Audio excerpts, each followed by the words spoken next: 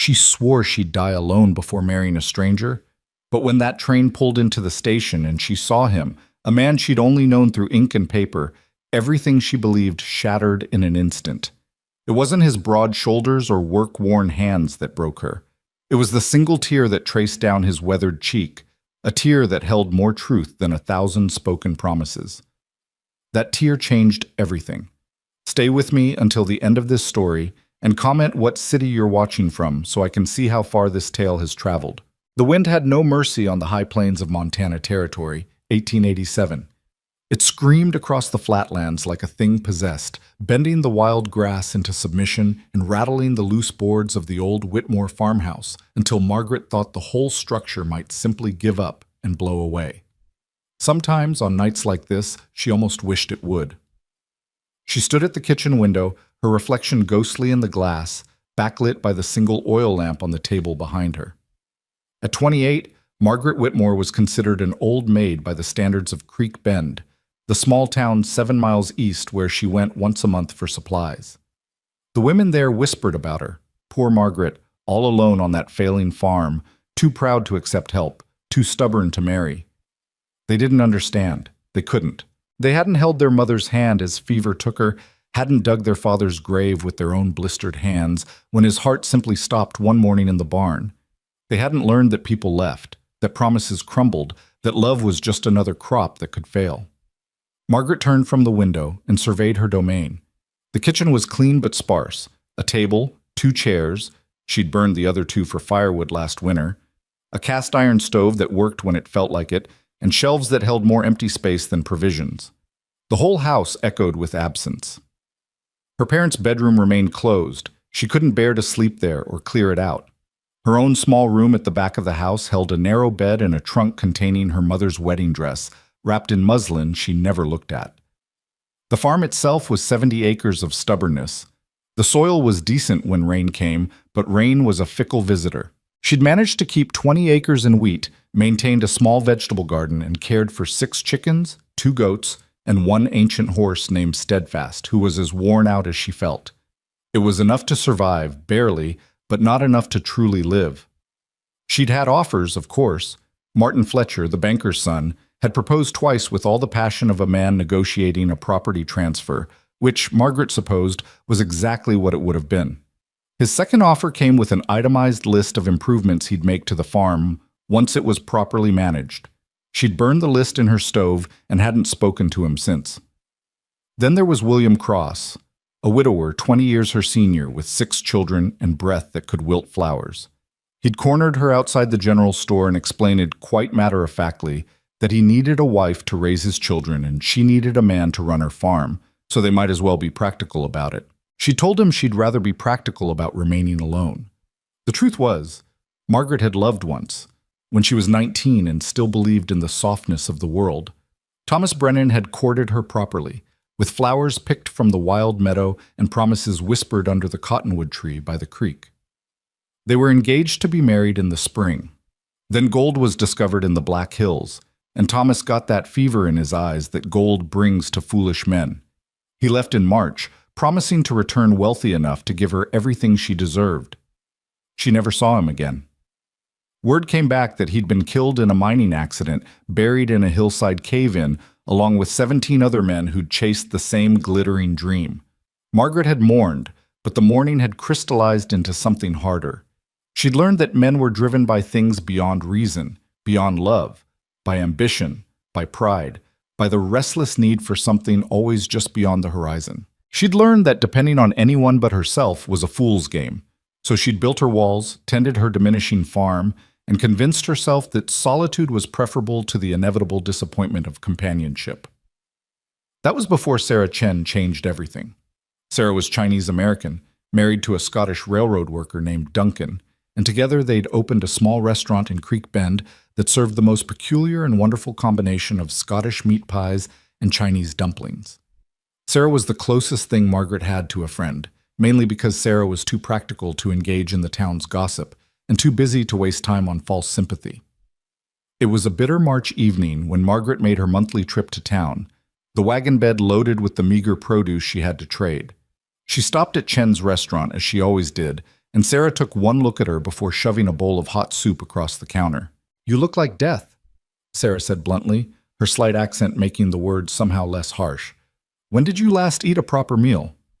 "I eat," Margaret protested, but the soup smelled like heaven, and she couldn't remember the last time she'd had meat.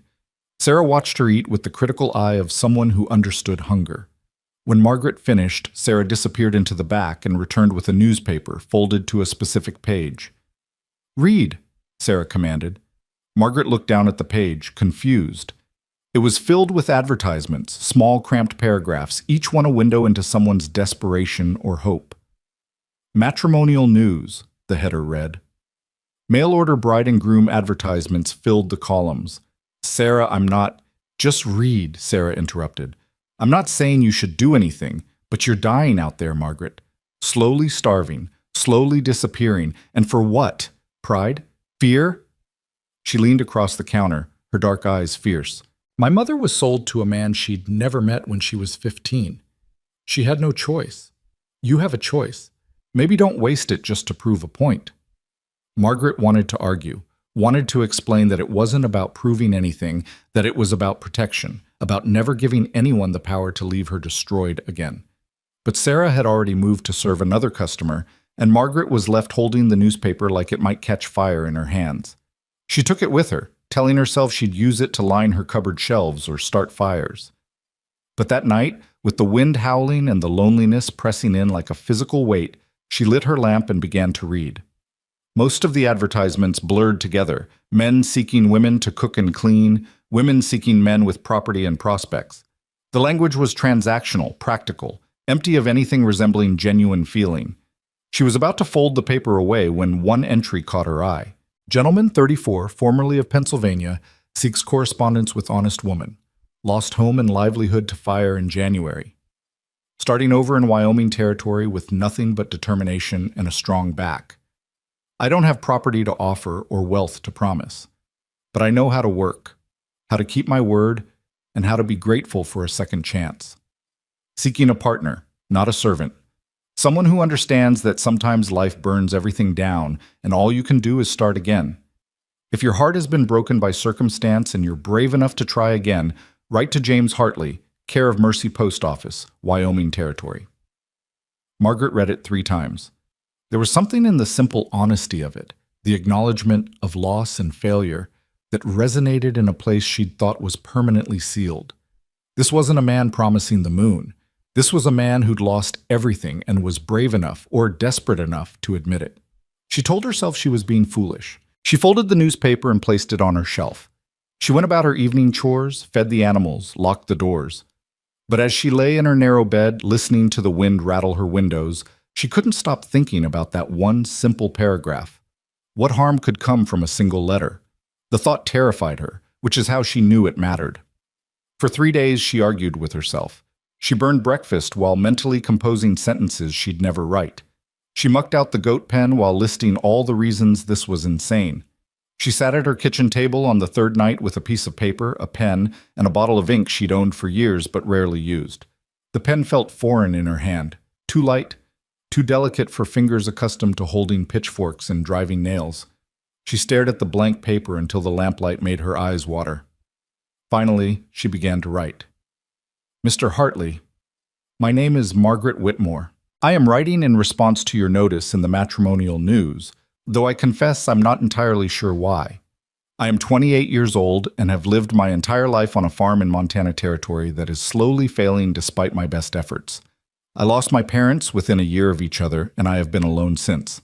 I am not looking for rescue, and I have no romantic notions about mail-order marriages or correspondence with strangers.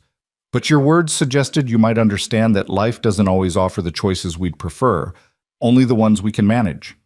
If you're truly interested in honest correspondence, then I suppose I am willing to attempt it.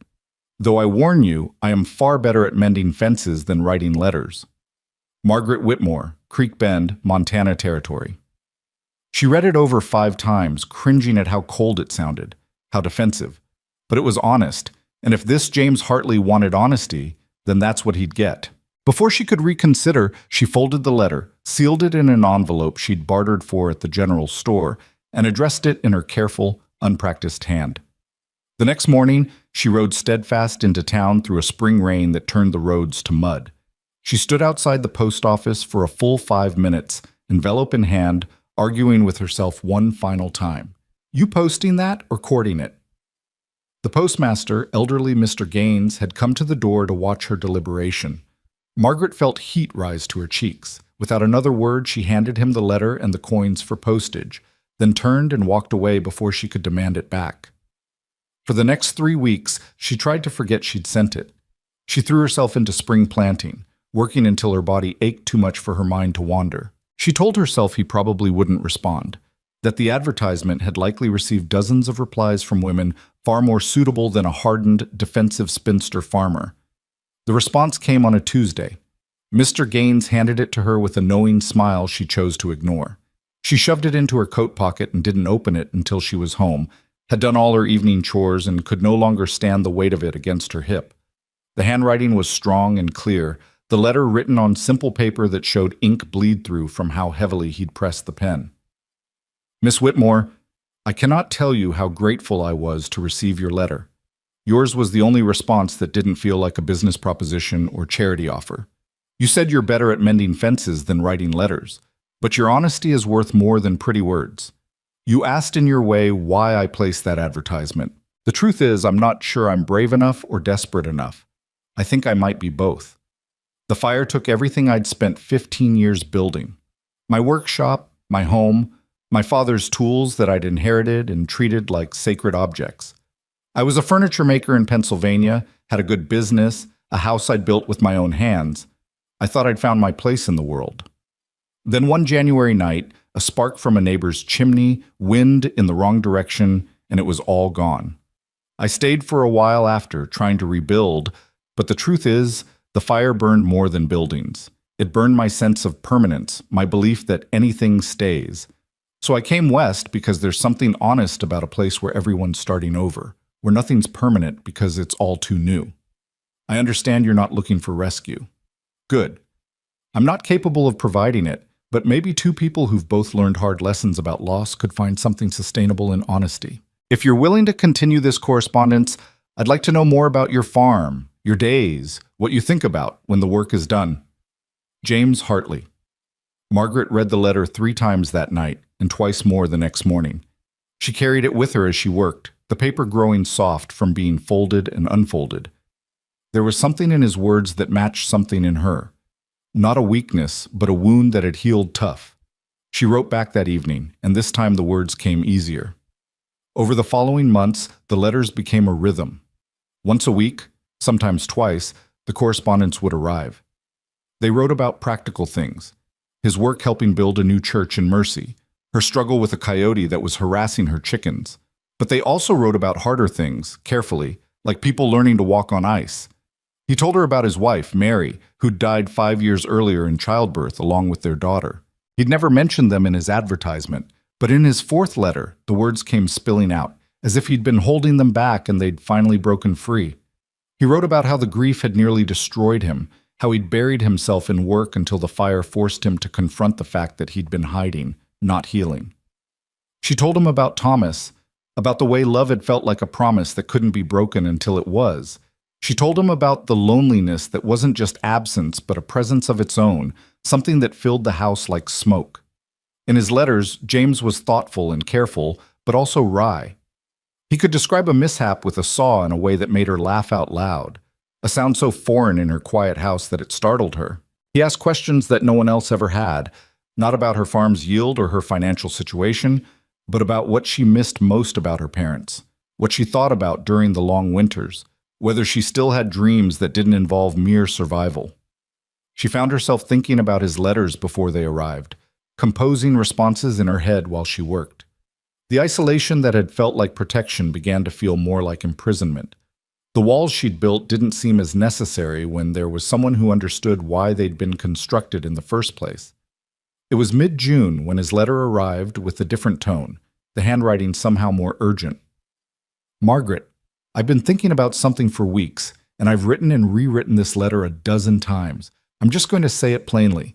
These letters have become the best part of my days. I wake up thinking about what I'll write to you. I go to sleep thinking about what you've written to me. I think we've been honest enough with each other to admit that this correspondence has become more than two lonely people exchanging words. I want to meet you, not through words on paper, but in person. I want to see the farm you fought to keep. I want to meet the woman whose strength comes through in every line she writes. I know this is a risk. I know we might meet and realize that what works in letters doesn't work in life. But I also know that I'll regret it forever if I don't try. I'm not asking you to promise anything.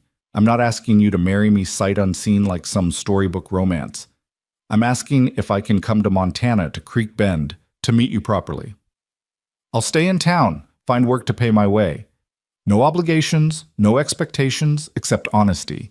If you feel even a fraction of what I've been feeling, please say yes. If you don't, tell me plainly, and I'll respect it completely. But please don't say no just because you're afraid. We've both been afraid long enough. James. Margaret's hands trembled as she read it. Her first instinct was to refuse, to protect herself from the possibility of disappointment, or worse, hope. She paced her small house for hours, the letter clutched in her hand like evidence of her own weakness. But underneath the fear was something else, something that felt like the first warm day after a brutal winter. A tentative, terrifying hope that maybe Sarah had been right. Maybe she'd been dying out here slowly, so gradually she hadn't noticed. Maybe this was a chance not for rescue but for resurrection. Her own, earned and chosen. That night she lit her lamp and wrote the shortest letter she'd ever sent him. James, come to Montana. I'm afraid, but come anyway. Margaret. She posted it the next morning before courage could desert her. His response came faster than usual, as if he'd been waiting by the post office. Margaret, I'll be on the train arriving in Creek Bend on July 15th at 2 p.m. I'll be the nervous man with carpenter's hands and no idea what to say. I'll be the one hoping. James. July 15th, 3 weeks away. Margaret felt panic and anticipation warring in her chest. She threw herself into preparations, though she wasn't entirely sure what she was preparing for. She cleaned the house more thoroughly than she had in years. She mended her 2 good dresses, even though both were faded and plain. She practiced conversations in her head while milking the goats, imagining what she'd say when she saw him, how she'd stand, whether she should smile or maintain her usual reserve. Sarah found out somehow the town's gossip network was efficient if nothing else, and arrived at the farm one afternoon with a basket of food and a knowing look. So, Sarah said, setting the basket on Margaret's kitchen table and fixing her with a direct stare, you wrote to one of those men. Margaret felt defensive walls rising automatically. I don't see how that's anyone's business. It's not, Sarah agreed, but I'm asking as your friend, not as the town gossip. Are you ready for this? No, Margaret admitted, sinking into a chair. I'm terrified. What if he takes one look at me and realizes he's made a terrible mistake? What if I take one look at him and feel nothing? What if we've built something in letters that can't exist in real life? Sarah pulled out the other chair and sat across from her. What if it works? Margaret laughed, a brittle sound. That might be even more terrifying. Of course it is, Sarah said matter-of-factly. But you've survived terrifying things before. You survived losing everyone you loved. You survived years alone on this farm. You survived being the subject of every wagging tongue in Creek Bend. You're strong enough for this too. What if I'm not? Margaret's voice came out smaller than she intended. What if I've been alone so long I don't know how to be any other way? Sarah reached across the table and gripped her hand. Then you learn. That's what brave people do, Margaret. They don't stop being afraid. They just keep moving forward anyway. The days crawled by with agonizing slowness. Margaret swung between excitement and dread, sometimes feeling both in the same heartbeat. She read through all his letters again, searching for clues about who he really was, whether her imagination had created someone who didn't exist. The night before his arrival, she couldn't sleep. She lay in bed watching the moon cross her window, thinking about all the ways this could go wrong, all the ways her carefully constructed solitude was about to be shattered. She thought about turning coward, about not going to the station at all. He'd wait for a while, then eventually leave, and she could go back to her safe, lonely existence. But underneath the fear, there was something else. A whisper that had been growing louder with each letter. What if you could be happy? What if you could have something more than survival? July 15th dawned clear and hot. Margaret rose before sunrise, did her morning chores with trembling hands, then returned to the house to prepare. She bathed in cold water hauled from the well, scrubbing away the farm smell she usually ignored. She put on her better dress, deep blue cotton, faded at the seams but clean and mended. She braided her dark hair, then took it down and braided it again when her hands wouldn't stop shaking. At noon, she hitched steadfast to the wagon and began the 7-mile journey to Creek Bend. Every rotation of the wheels felt like a countdown. She rehearsed greetings in her mind, discarded them all as inadequate. How did you greet a man you'd poured your soul out to in letters but had never actually met? The town appeared on the horizon, its handful of buildings wavering in the heat. The train station sat at the far end of the main street, a small wooden structure that connected this isolated territory to the wider world. Margaret pulled steadfast to a stop near the station and sat in the wagon, paralyzed. Other people milled about, a family waiting for relatives, a merchant expecting goods. The usual collection of townsfolk who came to see the train arrive because it was the most exciting thing that happened in Creek Bend. She saw Sarah emerge from her restaurant and walk toward the station, then spot Margaret in the wagon. Sarah changed direction, coming to stand beside her. "You're going to sit there and wait?" Sarah asked. "I'm thinking about it," Margaret admitted. "Well, stop thinking. The train's coming." Sarah pointed, and sure enough, a plume of smoke was visible in the distance, growing larger. Margaret's heart began to hammer against her ribs. She climbed down from the wagon on unsteady legs, her mouth dry as dust. The train's whistle split the air, and she nearly turned and ran. Only Sarah's presence beside her, solid and matter-of-fact, kept her rooted to the spot. The train pulled into the station with a screech of brakes and a cloud of steam. Doors opened, and passengers began to emerge. A woman with 2 children, an elderly couple, a salesman with sample cases. Margaret scanned each face, trying to match them with the mental image she'd constructed from months of letters. Then she saw him. He stepped down from the third car, tall and broad-shouldered, with dark hair that needed cutting and clothes that were clean but worn from travel. He carried a single canvas bag and looked around the platform with an expression of naked hope and fear that must have mirrored her own. His face was weathered from outdoor work, with lines around his eyes that suggested he smiled more than frowned, and a scar along his jaw that he'd never mentioned in his letters. Their eyes met across the platform, and time seemed to pause. Margaret saw the recognition dawn on his face. He knew her immediately, though she'd never described herself beyond the basics. Perhaps the same thing that let her identify him was at work, the soul's recognition of something it had already touched through words. James began walking toward her, and she found her feet moving to meet him.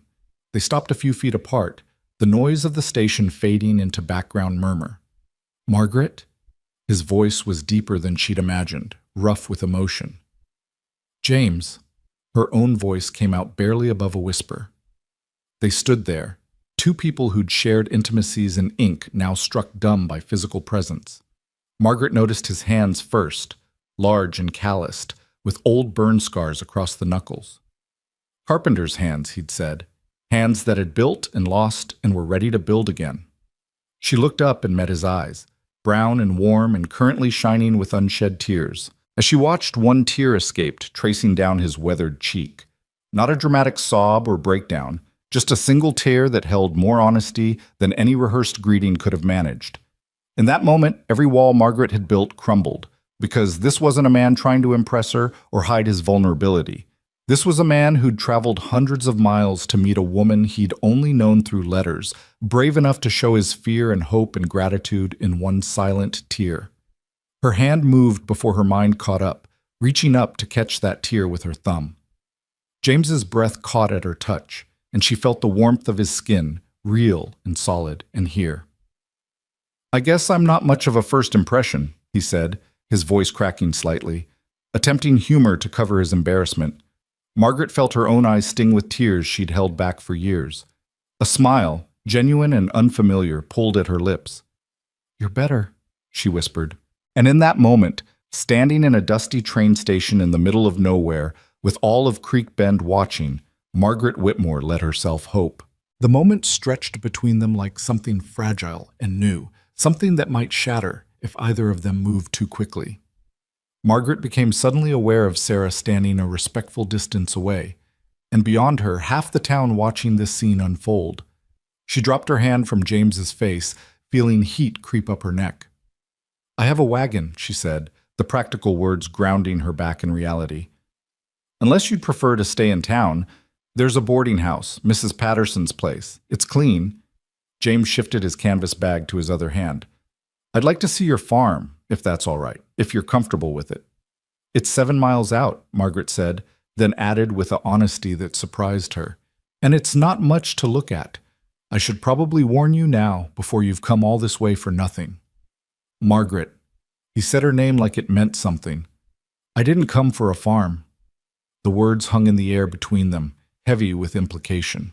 Margaret felt her chest tighten, not with fear exactly, but with the overwhelming reality of what was happening. This man was real, standing in front of her, looking at her like she was the answer to something he'd been asking. "Well," she managed, "come on then, before the whole town decides to invite themselves along." She turned and walked toward the wagon, hearing James's footsteps behind her. Sarah caught her eye as they passed, giving her a small nod of approval that Margaret felt absurdly grateful for. As James helped her up onto the wagon seat, his hand warm and steady on her elbow, she heard the murmurs starting behind them. By nightfall, everyone in Creek Bend would know that Margaret Whitmore had met a man from the train, and by tomorrow the speculation would be running wild. Let them talk. For the first time in years, Margaret found she didn't care. James settled onto the seat beside her, placing his bag at his feet. He was close enough that she could feel the warmth of him in the afternoon heat, could smell the train smoke and dust on his clothes mixed with something else. Soap and wood shavings, she thought. The scent of a working man who cared about cleanliness. She clicked her tongue at Steadfast, and the old horse began the slow journey home. For the first few minutes, neither of them spoke. The silence felt different from the loneliness Margaret was used to, charged with possibility rather than empty with absence. "He's a good horse," James finally said, nodding toward Steadfast. "He's old and stubborn, but he's loyal," Margaret replied. "My father bought him 15 years ago. I probably should have replaced him by now, but he's family," James finished quietly. She glanced at him, surprised. "Yes, exactly that." They lapsed into silence again as the wagon rolled past the last buildings of Creek Bend and out onto the open prairie. The land stretched endlessly in all directions, golden grass rippling in waves under the wind. Mountains rose in the far distance, purple shadows against the sky. It was beautiful and harsh and lonely all at once, the landscape that had shaped Margaret's entire life. "It's bigger than I imagined," James said, his voice filled with something like awe. "The sky, the space. In Pennsylvania, everything felt contained, hemmed in by hills and trees and other people's land." "Is that why you came west?" Margaret asked. "For the space?" James was quiet for a moment, considering. "Partly. Mostly I came because staying felt like drowning. Everything there reminded me of what I'd lost. Mary, the baby, my workshop, the life I'd planned. The fire was terrible, but in a strange way, it was also permission. Permission to admit that I'd been a ghost in my own life for 5 years. Permission to start over completely." He paused, then added softly, "Permission to hope for something again." Margaret's hands tightened on the reins. "I know about being a ghost. After my parents died, after Thomas, I think I convinced myself that being numb was the same as being safe." "Is that why you answered my advertisement?" James asked. "Because you were tired of being numb?" She thought about lying, about giving him some softer answer, but they'd promised each other honesty in their letters, and she wouldn't start breaking that promise now. "I answered because I was lonely, and because your words made me feel something I thought I'd lost, but also because I was terrified that if I didn't take some kind of risk, I'd wake up at 50 years old and realize I'd spent my whole life hiding." "That's the bravest thing I've ever heard," James said quietly. Margaret let out a short, bitter laugh. "There's nothing brave about desperation." "I disagree." James turned to look at her, and she felt the weight of his gaze. "Desperation makes people do foolish things, reckless things. What you did, reaching out when everything in your experience told you not to trust, not to hope, that took courage." She didn't know what to say to that, so she said nothing. They continued in companionable quiet, the wagon wheels creaking, steadfast hooves making a steady rhythm on the packed earth road. The afternoon sun beat down, and Margaret was aware of the sweat dampening her dress, the dust coating her skin. She must look a mess, she thought, nothing like whatever image James had built in his mind from her letters. As if reading her thoughts, James spoke again. "You're more beautiful than I expected." Margaret's head snapped toward him. "You don't need to flatter me." "I'm not." His voice was matter of fact. "In your letters, you described yourself as plain, worn down by work, but that's not what I see. I see strength. I see someone who hasn't let hardship break her. That's beautiful." "You've been here 20 minutes, Margaret said, deflection coming automatically. "You haven't seen anything yet." "I've seen enough to know I was right to come." The certainty in his voice unnerved her. She wanted to believe him, wanted to trust that this connection they'd built through letters could translate into something real, but trust had been burned out of her years ago, and it didn't grow back quickly. "Don't make promises you can't keep," she said quietly. James was silent for a long moment. When he spoke again, his voice was serious. "You're right. I apologize. I'm getting ahead of myself. We've shared words, but we don't really know each other yet. Not in the ways that matter for building a life together." "So what do we do?" Margaret asked, grateful that he understood, that he wasn't going to push for declarations neither of them was ready to make. "We start simple," James said. "We talk. We spend time together. We figure out if what worked on paper can work in person. No pressure, no expectations beyond honesty. Does that sound reasonable?" "Sounds terrifying," Margaret admitted. "But yes, reasonable." They crested a small rise, and Margaret's farm came into view below them. She saw it through James's eyes. The weathered farmhouse with its sagging porch, the barn that needed new boards, the small fields that were a patchwork of growing wheat, and bare spots where the soil had given up. It was humble and worn and barely holding together. "That's home," she said, unable to keep the defensiveness from her voice. "Like I said, it's not much." James studied the property for a long moment, and Margaret braced herself for disappointment. But when he spoke, his voice was warm. "It's honest. I can work with honest." Something in Margaret's chest loosened slightly. She guided steadfast down the slope and into the yard, pulling up beside the barn. Before she could climb down, James had hopped off and come around to help her. His hands on her waist were gentle but sure as he lifted her down, and for a moment they stood close enough that she could see the flecks of gold in his brown eyes. "Thank you," she managed, stepping back to put safe distance between them. "Where should I put my things?" James asked, picking up his bag. Margaret hesitated. She'd been so focused on the terror of meeting him that she hadn't actually thought through the logistics.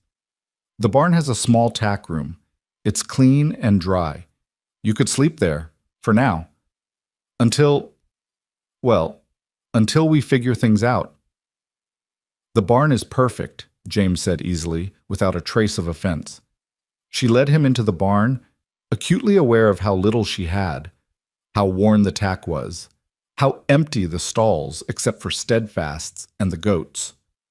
The tack room was barely bigger than a closet, with just enough space for a cot and a small trunk. "I'll get you some blankets," Margaret said, "and I can bring dinner out when it's ready." "Margaret," James set down his bag and turned to face her. "I'm not a guest you need to wait on. I came here to help, if you'll let me. Whatever needs doing, I can do it." "You just traveled hundreds of miles," she protested. "You should rest." "I've been sitting on a train for 3 days. What I need is to work with my hands." He smiled, and it transformed his face, softening the weathered lines and making him look younger. "Please, let me help." Margaret found herself nodding. "All right, I need to tend the animals, then check the wheat for signs of rust, and the fence on the eastern pasture has been threatening to fall over for 2 weeks." "Show me," James said simply. They worked together through the afternoon, and Margaret was surprised by how naturally they fell into rhythm. James asked questions without making her feel judged. What crops she'd planted, what challenges she faced, what her plans were for the fall harvest. He listened with complete attention, not offering unwanted advice, but clearly thinking through what she told him. When they reached the failing fence, He knelt down to examine it with a professional eye. The posts have rotted through at the base. You need to replace them, not just patch the wire. I know, Margaret said tiredly. I just haven't had the time or the strength to dig new post holes. James stood, brushing dirt from his hands. I can do it tomorrow, if you have spare posts. I can't ask you to. You're not asking, I'm offering. He met her eyes steadily. Margaret, I meant what I said in my letters. I'm not looking for charity or a free ride. I want to be useful. I want to earn my place, whatever that place turns out to be. There was such quiet dignity in his words that Margaret felt something shift inside her. This wasn't a man looking to take over her farm or rescue her from her struggles. This was a man who understood the value of honest work, who wanted to contribute rather than consume. All right, she said softly. Thank you. They continued their tour of the property, James making mental notes of repairs needed, asking about her water source, studying the layout of the fields with the eye of someone who understood land and how to work it. By the time the sun began to sink toward the horizon, painting the sky in shades of orange and pink, they'd covered every corner of the farm. I should start dinner, Margaret said, suddenly aware that she hadn't fed him anything since he'd arrived. It won't be fancy. Fancy is overrated, James replied. I've been eating train food for 3 days. Anything else will taste like heaven. They walked back to the house together, and Margaret felt the strangeness of having someone beside her, of having to be aware of another person's presence. It had been so long since she'd shared her space with anyone that she'd forgotten what it felt like. The small adjustments, the awareness of where someone else was, and what they might need. The pump is around back, she said, gesturing. If you want to wash up. Thank you. James headed toward the back of the house while Margaret went inside, suddenly seeing her kitchen through a stranger's eyes. The worn table, the mismatched dishes, the empty shelves that spoke of lean times. She felt a flush of shame, then pushed it away. This was her reality. James had said he wanted honesty. Well, this was honest. She had potatoes and onions from her garden, a bit of salt pork she'd been rationing, and flour for biscuits. Simple fare, but hearty. She started a fire in the stove and began preparing the meal, her hands moving through familiar motions while her mind raced with unfamiliar thoughts. There was a man on her property, in her barn, planning to stay, planning to help, planning to… What? Court her? Marry her? Figure out if they could stand to be in the same space together? The magnitude of what she'd done, inviting a virtual stranger into her life, suddenly crashed over her. What if this was a terrible mistake? What if he was hiding something dark beneath that honest exterior? What if… Something smells good. Margaret jumped, nearly dropping the knife she'd been using to slice potatoes. James stood in the doorway, his hair damp from washing, his sleeves rolled up to reveal strong forearms. He looked solid and real, and completely foreign in her domestic space. Sorry, he said quickly. I didn't mean to startle you. It's fine, Margaret said, turning back to her work before he could see the uncertainty in her face. I'm just not used to… company. James moved into the kitchen, keeping a respectful distance. Is there anything I can do to help? You can set the table. Plates are in that cupboard. They moved around each other carefully, like dancers learning new steps. James set out plates and utensils while Margaret finished cooking, the silence between them no longer quite as comfortable as it had been outside. The intimacy of sharing a kitchen, of preparing to share a meal in her home, felt overwhelming. When everything was ready, they sat across from each other at the small table. Margaret served the food, fried potatoes with onions, salt pork, biscuits that were a bit lopsided but edible. It was humble, but it was what she had. James took a bite and closed his eyes. This is delicious. You don't have to… Margaret. He opened his eyes and looked at her seriously. I mean it. After 3 days of stale sandwiches and weak coffee, this is a feast, and even if it wasn't, I can taste the care in it. That matters. She didn't know what to say to that, so she focused on her own plate. They ate in silence for a few minutes before James spoke again. Tell me about your parents. You've mentioned them in letters, but I'd like to know more. What were they like? Margaret set down her fork, surprised by the question. No one had asked her about her parents in years. They'd become just facts in Creek Bend, dead buried, mourned, and then forgotten by everyone except her. My father was quiet, she said slowly. Strong. He could work from dawn to dusk and never complain. My mother was softer. She sang while she cooked. She kept a flower garden even though it was impractical, even though the water should have gone to the crops. She said beauty was as necessary as food. Margaret's voice caught slightly. I let the garden die after she passed. I told myself I didn't have time for impractical things. Do you miss it? James asked gently. The garden? Every day? Margaret admitted, surprised by her own honesty. But it felt wrong to tend something beautiful when everything else was falling apart. James was quiet for a moment, then said, My wife Mary loved to sing. After she died, I couldn't stand to hear music. It hurt too much, reminded me of what I'd lost. I avoided the church when they were practicing hymns. I crossed the street if I heard someone playing a fiddle. I thought I was protecting myself from pain. He paused, his expression distant. But what I was really doing was making my world smaller, cutting out joy because it reminded me I'd once been happy. How did you stop? Margaret asked. The fire, ironically. When everything burned, including all my carefully constructed ways of avoiding feeling anything, I had a choice. I could rebuild the same walls somewhere new, or I could try something different. He met her eyes. I chose different. It's terrifying, but it's better than being numb. Margaret understood exactly what he meant.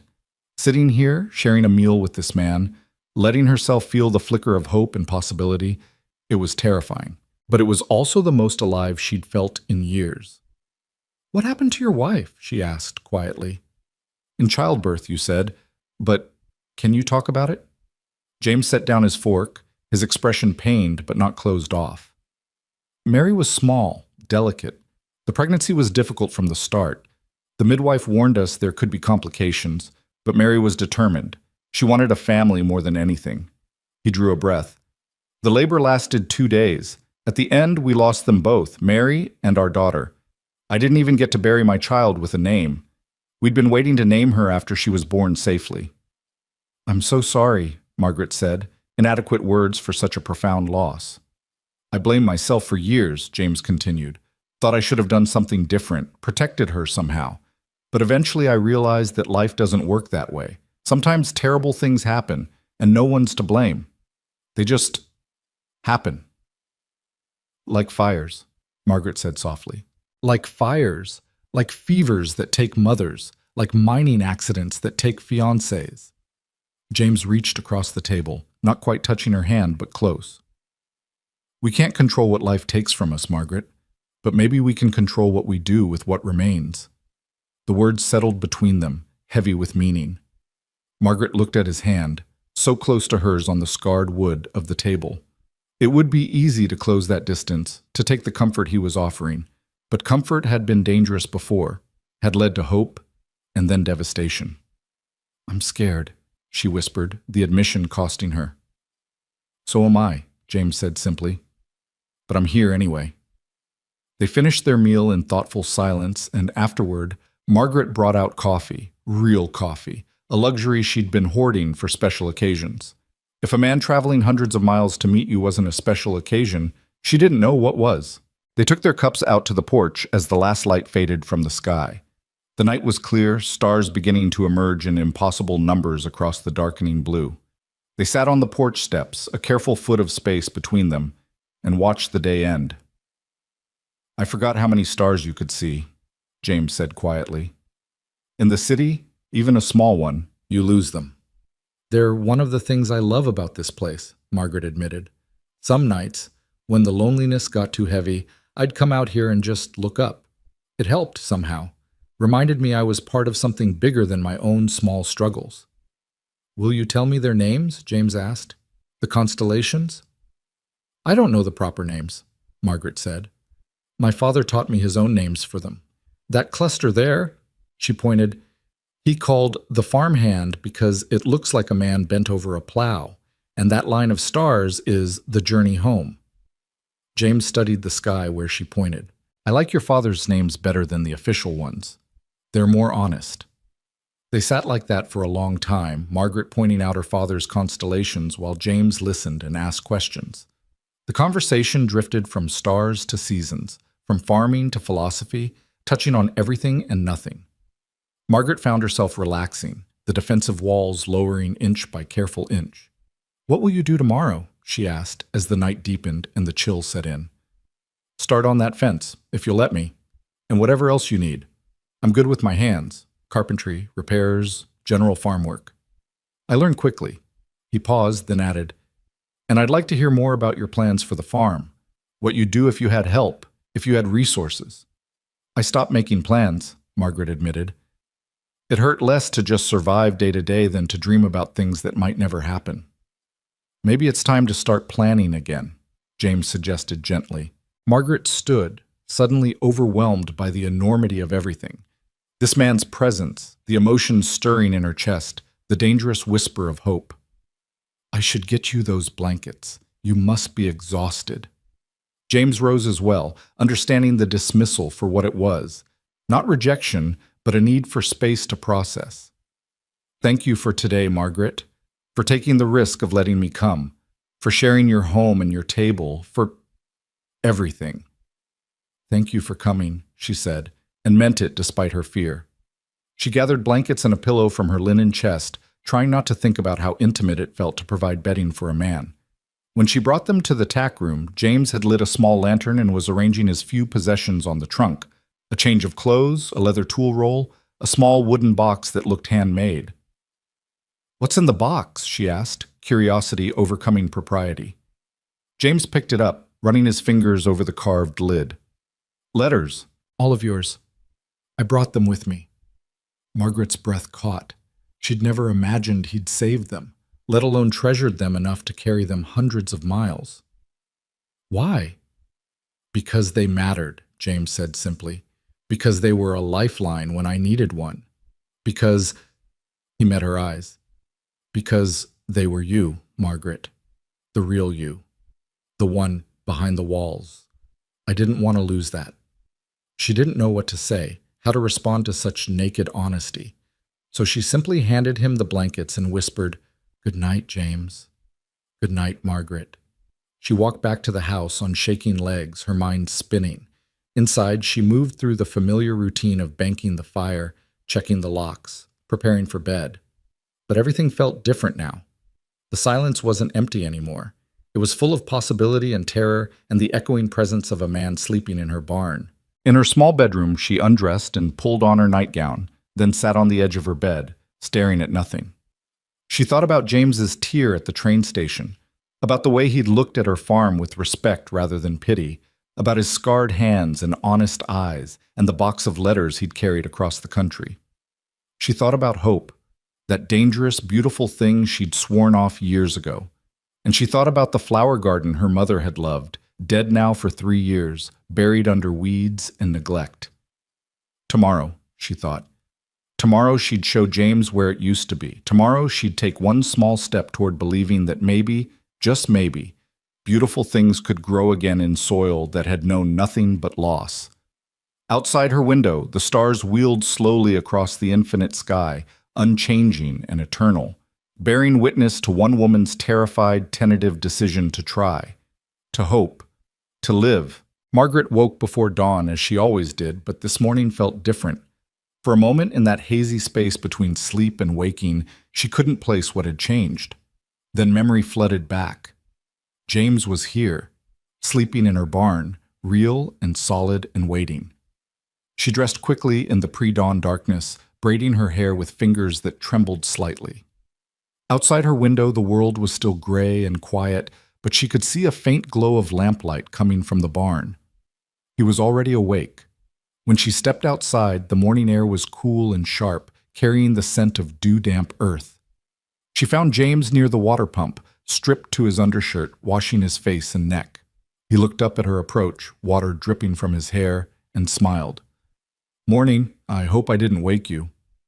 "I'm always up before sunrise," Margaret said, trying not to stare at the way his wet undershirt clung to his chest and shoulders. "Old habit. Good habit for a farmer," James said, reaching for his regular shirt and pulling it on. "I was thinking I'd start on that fence after breakfast, unless you need something else done first." "The fence is fine, but you should eat first." She hesitated, then added, "I was going to make oatmeal. There's enough for two." They fell into an easy routine, James feeding and watering the animals while Margaret prepared breakfast. It felt strange and natural all at once, having someone else moving through her morning tasks, shouldering half the burden she'd carried alone for so long. Over breakfast, they discussed the day's work. James had a methodical mind, breaking down the fence repair into manageable steps, calculating how many posts they'd need, where the weak points were. Margaret found herself relaxing into the conversation, appreciating his practical approach that never veered into condescension. "I could probably get the first section done today if the weather holds," James said, scraping the last of his oatmeal from the bowl. "Tomorrow I'll tackle the second half." "You don't have to push so hard," Margaret said. "You just got here." "I want to," James replied simply. "Besides, the sooner that fence is solid, the sooner you'll have one less thing to worry about."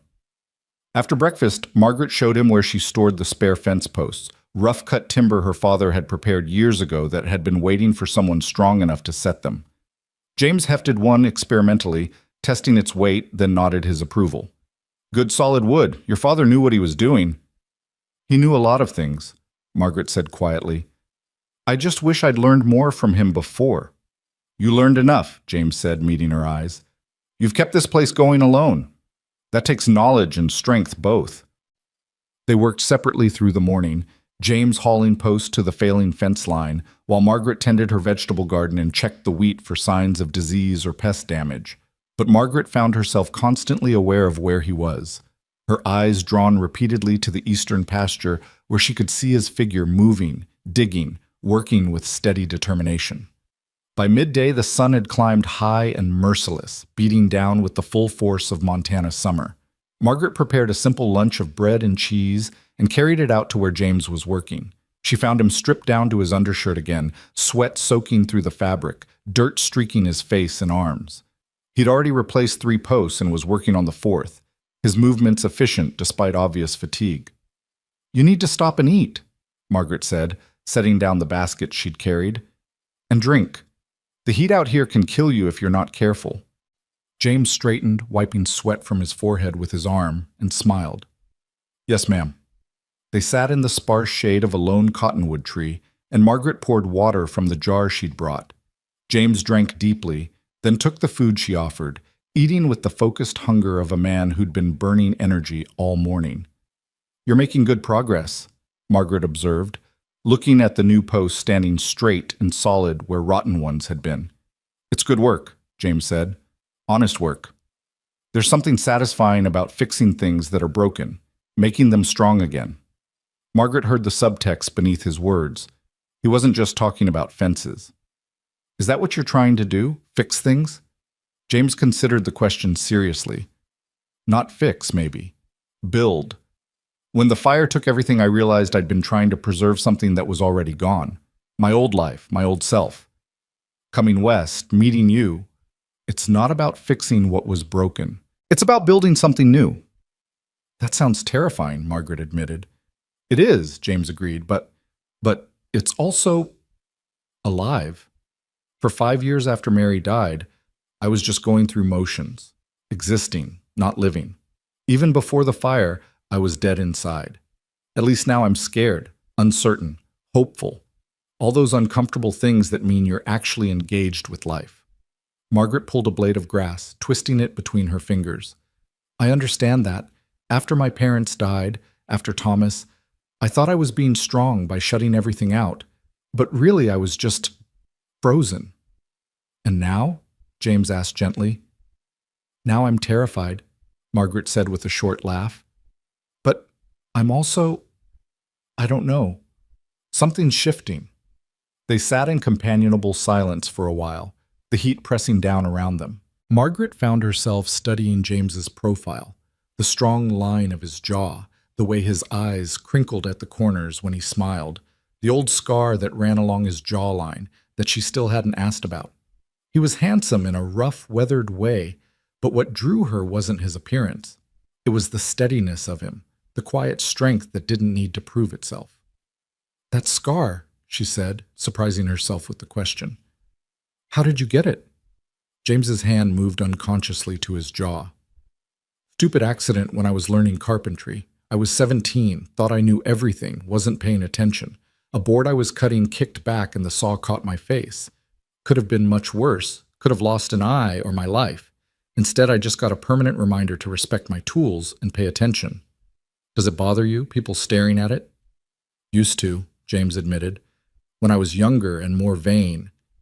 Now I barely remember it's there. It's just part of who I am, proof that I survived my own stupidity and learned from it. Margaret smiled at that. I have scars too.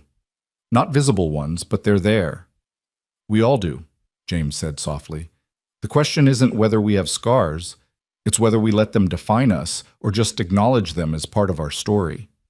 Before Margaret could respond, a rumble of thunder rolled across the prairie, distant but ominous. They both looked up at the sky, where dark clouds were building on the western horizon with alarming speed. Storm coming, Margaret said, standing quickly. We need to get the animals secured. These summer storms can be vicious. James was already on his feet, gathering his tools. Tell me what needs doing. They hurried back to the farmyard, the wind already picking up, sending dust devils spinning across the bare ground. Margaret's experienced eye read the danger in those clouds. This wasn't going to be a gentle rain. This was going to be one of the violent prairie storms that could tear buildings apart and kill livestock. The goats need to be in the barn, she said, her voice raised against the rising wind. The chickens too, and we need to secure anything that could blow away. They split up, moving with urgent efficiency. Margaret herded the protesting goats toward the barn while James chased down chickens and secured them in their coop. The wind grew stronger by the minute, whipping Margaret's skirts around her legs and tearing strands of hair from her braid. By the time they got all the animals secured, the storm was nearly upon them. The sky had turned a sickly greenish gray, and the air felt electrically charged. Margaret knew this kind of storm, had lived through dozens of them, but that didn't make them any less terrifying. We should get inside, she shouted over the wind, but James was staring at something, his face alarmed. Margaret, the wheat! She turned and felt her stomach drop. She'd left the barn door on the wheat storage shed unlatched, and the wind had caught it, slamming it open and shut with violent force. If it broke off its hinges, rain would pour into the shed and ruin what little wheat she'd harvested early. That wheat was meant to be her seed for next year's planting and part of her winter food supply. Without it, she'd be in serious trouble. Stay here, she yelled, but James was already running toward the shed. Margaret ran after him, her skirts hampering her progress. The first fat raindrops began to fall, and then the sky opened up in earnest. Within seconds, they were both soaked, the rain falling so hard it stung exposed skin like thrown gravel. James reached the shed door and grabbed it, fighting against the wind to pull it closed. But the wind was stronger, tearing it from his grip and slamming it back against the shed wall with a crack of splintering wood. He grabbed it again, this time bracing his shoulder against it, and Margaret saw what he intended. He was going to hold it closed until she could secure the latch. She fumbled with the iron bolt, her fingers slick with rain and shaking from adrenaline. The wind howled like a living thing, and the rain was a solid wall of water now, making it nearly impossible to see. Thunder cracked directly overhead, so loud it felt like the world was splitting apart, and lightning illuminated everything in stark, flashing white. Got it! Margaret finally managed to drive the bolt home, securing the door. But as she turned, she saw James stagger backward, his hand pressed to his forehead. In the next lightning flash, she saw blood streaming between his fingers, mixing with the rain. You're hurt! Just a scratch, he tried to say, but she could see he was dazed, probably hit by a piece of flying debris. Margaret grabbed his arm and pulled him toward the house. The storm was at its full fury now, the wind strong enough that she had to lean into it to make progress. Hail began to fall, small stones of ice that bruised wherever they hit. Margaret felt them pelting her back and shoulders as she half-dragged James toward the porch. They stumbled up the steps and through the door, and Margaret slammed it shut behind them, throwing the bolt. The house shook with each gust of wind, and she could hear things outside being torn loose and thrown around. The crash of breaking wood, the metallic screech of bending iron. Sit, she commanded, pushing James toward a kitchen chair. She grabbed a clean cloth in the basin, filling it with water from the pitcher she kept inside. Her hands were still shaking as she approached him. In the dim light filtering through the rain-lashed windows, she could see the cut above his eyebrow clearly now, a gash about 2 inches long, bleeding heavily the way head wounds do. A large splinter from the shed door was embedded in the wound. "This is going to hurt," she warned, then carefully began to extract the splinter. James's jaw clenched, but he didn't make a sound. Margaret cleaned the wound as gently as she could, her heart hammering not just from the storm, but from his proximity, from the warm solidity of him beneath her trembling hands, from the terrible realization of how badly he could have been hurt. "You shouldn't have done that," she said, her voice coming out harsher than she intended. "It's not worth risking your life for wheat." "It's not just wheat," James said quietly. "It's your survival, your future. That was worth the risk." "No, it wasn't," Margaret argued, pressing the cloth against his wound to stop the bleeding. "Nothing is worth—" Her voice broke. "You could have been killed." James reached up and caught her wrist gently. "But I wasn't. I'm fine, Margaret." "You're bleeding all over my kitchen," she said, but tears were mixing with the rainwater still dripping from her hair. "Then I guess we're even," James said softly. "Since I'm standing in your kitchen bleeding because I wanted to protect something that matters to you."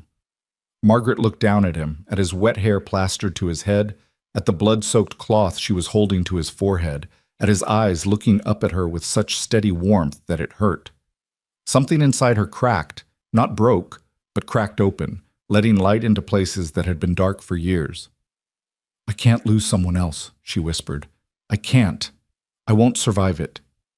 "You won't have to," James said, his free hand coming up to rest on her hip, steadying her. "I'm not going anywhere, Margaret. Not unless you send me away."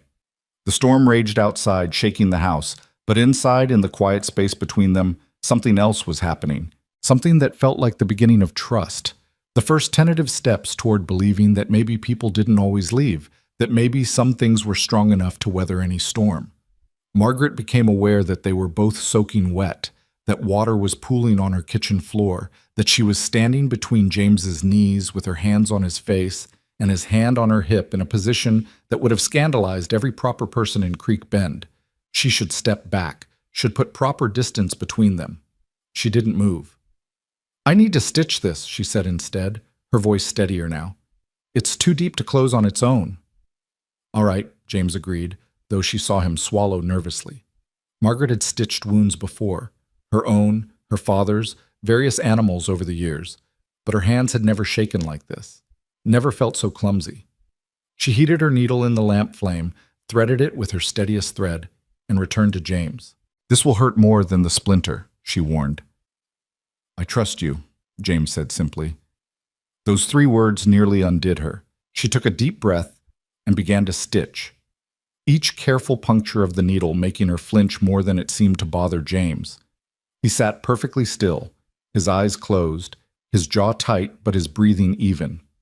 When she finished and tied off the thread, she cleaned the wound one more time and stepped back.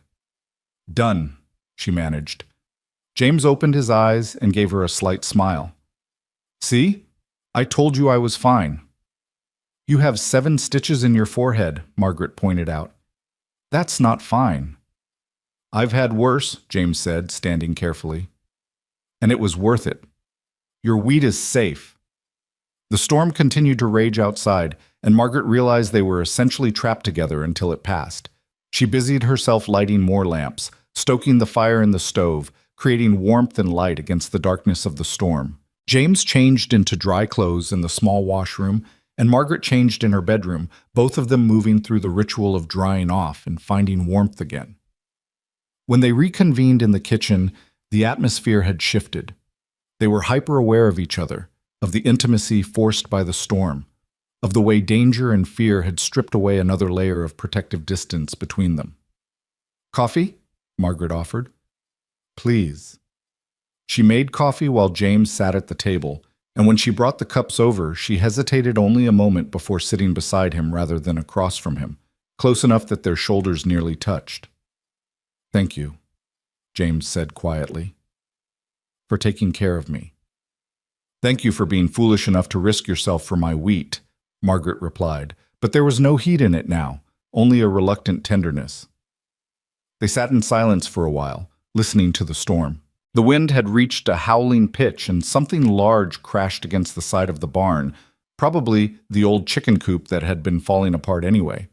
Margaret flinched at each loud noise, and James's hand found hers under the table, warm and steadying. "Tell me something," James said eventually. "Something about you I don't know from letters." Margaret thought about it, sipping her coffee. "I used to dance," she said finally, "before everything. My mother would hum while she cooked, and my father would take her hand and spin her around the kitchen. They taught me the steps, waltzes, reels, all the old dances. We'd dance in the kitchen on winter evenings when the work was done." Her voice grew softer. "I haven't danced since they died.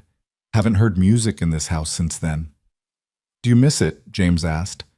"Yes," Margaret admitted, "but it felt wrong somehow, like I didn't deserve to dance when they were gone." But James was quiet for a moment, then stood and held out his hand. "Dance with me."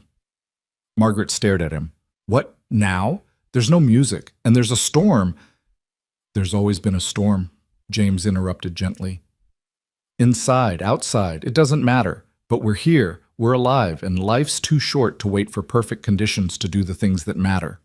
His hand remained extended. "Please, Margaret, dance with me." She looked at his hand, scarred and strong and steady, offering her something she'd thought she'd lost forever. Outside, the storm raged. Inside, lamplight flickered across worn furniture and faded curtains. It wasn't romantic or elegant or anything like the dances she remembered from before. But it was real. And he was real. And the offer in his eyes was more than just a dance. It was an invitation to rejoin the living, to reclaim some small piece of joy she'd surrendered to grief. Margaret placed her hand in his and let him pull her to her feet. James drew her close, one hand at her waist, the other holding hers. He began to hum, a simple melody, slightly off-key but sincere, and started to move. Margaret stumbled at first, having forgotten the steps, forgotten what it felt like to move with another person, to be held and guided. But James was patient, leading her gently through the simple box step until her feet remembered what her mind had forgotten. They danced in the small kitchen, lamplight casting their shadows long against the walls, the storm providing percussion for James's hummed melody. It was awkward and imperfect. They stepped on each other's feet, bumped into the table, laughed at their own clumsiness. But it was also beautiful in its simplicity, in the way it transformed an ordinary kitchen during a dangerous storm into something that felt almost magical. Margaret felt tears sliding down her cheeks, but they weren't tears of grief anymore. They were something else. Release, maybe, or gratitude, or the painful sweetness of feeling something other than numb after years of self-imposed emotional winter. "I'm not very good at this," she said, her voice thick with emotion. "You're perfect," James replied, and the way he said it made her believe he meant it. The song ended, or rather, James's humming faded away, but they continued to sway slightly, neither ready to let go. Margaret's head had somehow come to rest against James's chest, and she could hear the steady thump of his heart beneath her ear, strong and steady and alive. "Margaret," James said softly, his voice rumbling through his chest, "I need to tell you something." She pulled back enough to look up at him, suddenly afraid of what he might say. "I came here hoping we could build something together," James continued, "hoping what we found in letters could translate to something real.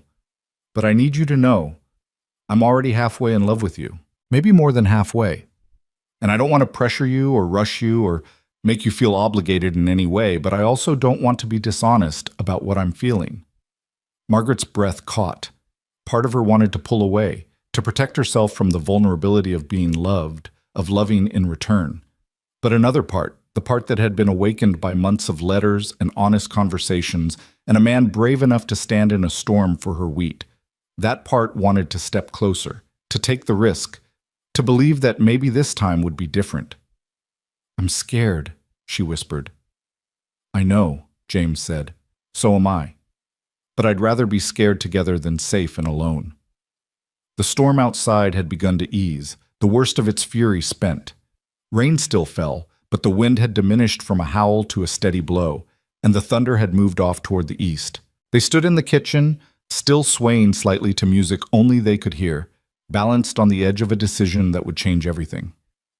I don't know how to do this, Margaret admitted. How to trust again. How to hope for something good without waiting for it to be taken away. We figure it out together, James said simply. One day at a time. One honest conversation at a time. One dance in the kitchen at a time.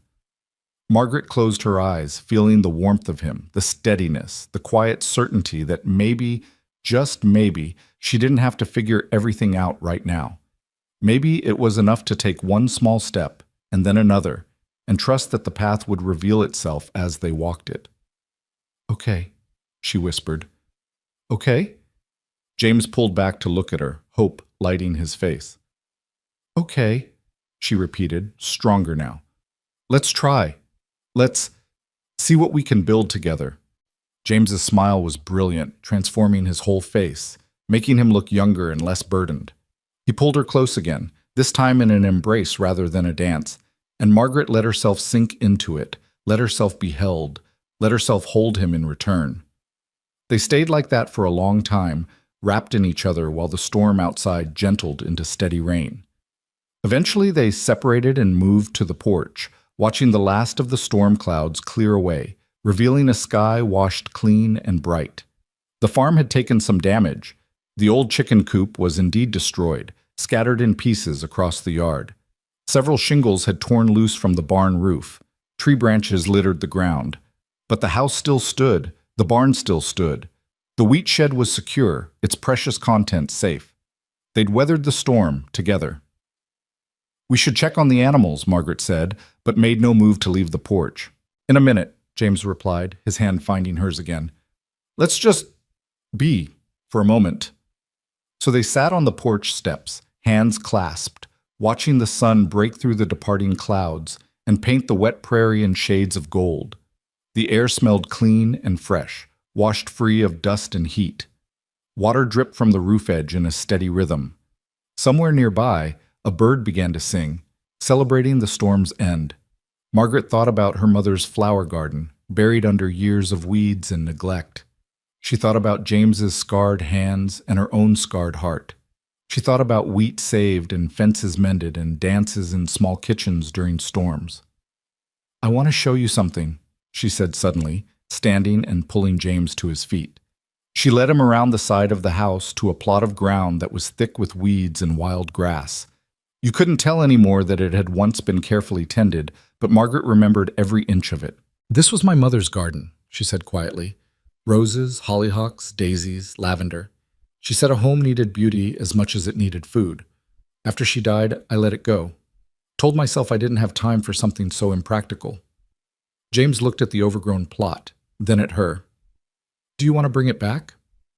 I think, Margaret took a breath. I think maybe I do.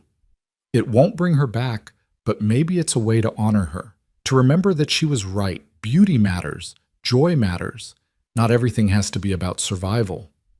Then we'll bring it back, James said with quiet certainty. Together.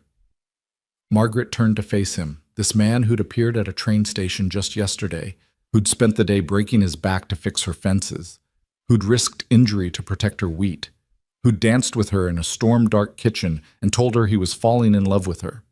This man who made her want to believe in possibilities again. James, she said softly. Yes? She reached up and touched his face gently, careful of his stitched wound. Thank you for coming, for staying, for being brave enough to hope even when it's terrifying. James turned his head slightly, pressing a kiss to her palm. Thank you for letting me, for taking the risk, for dancing with me. They stood in the ruins of the garden, the evening sun breaking through the clouds in golden rays, and Margaret felt something shift inside her, not healed completely, but healing, opening, growing toward the light like a seed that had spent too long in darkness. Tomorrow, they'd assess the storm damage. Tomorrow, they'd begin the work of cleaning up and repairing. Tomorrow, she'd start making plans again, letting herself dream about futures that held more than mere survival. But tonight, standing in what would someday be a garden again, with a good man beside her and hope flickering tentatively to life in her chest, Margaret allowed herself to believe that maybe broken things could be mended, maybe lost things could be found, maybe scared, scarred people could find their way back to joy, maybe love, once planted in honest soil, could grow. The days that followed the storm fell into a rhythm that felt both foreign and right to Margaret. She'd grown so accustomed to solitude that having James's presence woven through her daily routine should have felt intrusive. But instead, it felt like something essential had been restored, like she'd been walking with a limp for years without realizing it. And now suddenly she could stride properly again. They worked side by side through the cleanup, clearing debris, repairing storm damage, restoring order to what the wind had scattered. James moved with quiet efficiency, never taking over but always supporting, asking before acting, respecting that this was her land, her domain, even as he became increasingly integral to its maintenance. The cut on his forehead healed cleanly, the stitches leaving a thin red line that would eventually fade to another scar among many, evidence of survival, of choosing to act despite risk. Margaret found herself looking at it often, remembering the feel of his skin beneath her trembling hands, the way he'd trusted her completely in that moment of vulnerability. It was a week after the storm when James approached her with something hidden behind his back. They'd just finished the evening chores, and the sun was painting the sky in shades of amber and rose. Margaret was washing her hands at the pump when he came to stand beside her, a peculiar expression on his face, nervous and pleased all at once. "I made something," he said. "For you, if you want it."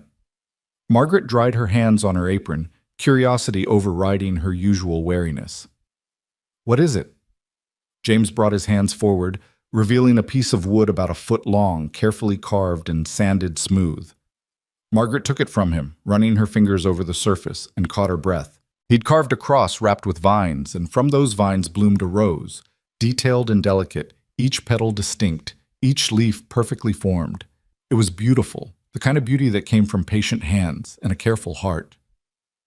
"I found some walnut wood in your barn," James explained, watching her face anxiously. "Old boards your father must have been saving for something special. I hope you don't mind that I used one. I've been working on it in the evenings, in the tack room. I wanted to make you something that meant something." "It's beautiful," Margaret whispered, tracing the carved rose with one finger. "But why a cross and a rose?" James stepped closer, his voice soft. "The cross is for bearing burdens. Yours, mine, everyone's who's ever had to carry grief or loss. The vine wrapped around it is for how life keeps growing even around our heaviest weights. And the rose..." He paused, meeting her eyes. "The rose is for beauty that blooms anyway, even in difficult soil. It's for your mother's garden, for remembering that hope and love can flourish even after terrible storms." Margaret felt tears well up, her throat tight with emotion. No one had given her anything in years, not something made with thought and care, not something that acknowledged her pain while celebrating her strength. The carving was more than just wood shaped into pleasing forms. It was a message, a promise, a declaration carved by hand. "I don't know what to say," she managed. "You don't have to say anything," James said gently, "but I wanted you to have something that reminded you. Love should leave its mark on everything it touches. The good kind of mark. The kind that makes things more beautiful than they were before." Margaret looked up at him, this man who'd appeared in her life such a short time ago, but who already felt woven into the fabric of her daily existence. "You really believe that? That love makes things beautiful?" "I have to believe it," James said simply. "Otherwise, what's the point of any of this? We suffer, we lose, we grieve. If love doesn't redeem it somehow, if it doesn't create beauty from ashes, then we're just surviving until we die. I don't want to just survive anymore, Margaret. I want to live, and I want to love, and I want to believe that matters." She set the carving carefully on the edge of the water trough and reached for his hands, holding them between her own. His palms were rough with calluses, his fingers strong and scarred, but they held hers with such gentle reverence that she felt something crack open deeper inside her chest. "I'm glad you came," she said, the words inadequate but true. "I'm glad I wrote that letter. I'm glad I took the risk." "So am I," James said, his voice rough with emotion. He lifted their joined hands and pressed a kiss to her knuckles. "So am I." That night, Margaret placed the carved cross in her kitchen window where it would catch the morning light. She stood looking at it for a long time before bed, running her fingers over the smooth wood, the careful details, the message carved into every curve and line. Love should leave its mark. She thought about marks, the scars on James's hands, the wound on his forehead, the lines grief had carved into both their faces. Maybe James was right. Maybe marks didn't have to be ugly. Maybe they could be beautiful, evidence of survival and strength and the courage to keep trying. The next morning, they began working on her mother's garden. Margaret had been putting it off, afraid of what it would mean, afraid of hoping for something as impractical as flowers. But standing in that overgrown plot with James beside her, she felt ready to reclaim beauty, ready to honor her mother's memory not with perpetual grief, but with blooming things. They spent 3 days clearing the garden. James worked tirelessly, pulling weeds, turning soil, rebuilding the small border fence that had collapsed. Margaret sorted through what remained, finding ancient bulbs that might still have life in them, locating the stone markers her mother had painted with plant names in careful letters. Lavender, Margaret read, holding up a weathered stone. She loved lavender, said the smell of it made everything better. We'll get seeds from town, James promised. We'll fill this garden with every beautiful thing we can grow. On the 3rd day, Sarah appeared in a wagon loaded with supplies. She pulled up to the farmhouse with her usual no-nonsense efficiency and climbed down before Margaret could even make it across the yard. I heard there was a man fixing fences and a woman finally working on that garden again, Sarah said by way of greeting. Figured you might need these. She started unloading seed packets, small plants in pots, bundles wrapped in damp cloth. Margaret stared at the abundance, overwhelmed. Sarah, I can't afford... Who said anything about buying? Sarah interrupted. These are divisions from my own garden, seeds I saved from last year, cuttings from plants that needed trimming anyway. You're not buying them, you're taking them off my hands. James came around from behind the house, dirt-streaked and smiling. You must be Sarah. Margaret's told me about you. Sarah gave him a thorough once-over that would have been rude from anyone else, but was just Sarah being Sarah. You're the one from the letters, the furniture maker who lost everything. That's me, James agreed easily. You planning to stay? Sarah asked bluntly. If Margaret will have me, yes. Sarah looked between them, something softening in her usually stern expression. Good. She needs someone who isn't afraid of hard work or honesty. You seem like you might be both. I try, James said with a slight smile. Sarah turned to Margaret. You look different. Less like you're waiting to die and more like you're planning to live. It's a good look on you. Margaret felt her cheeks heat. Sarah, I'm just saying what I see. Sarah started carrying plants toward the garden plot.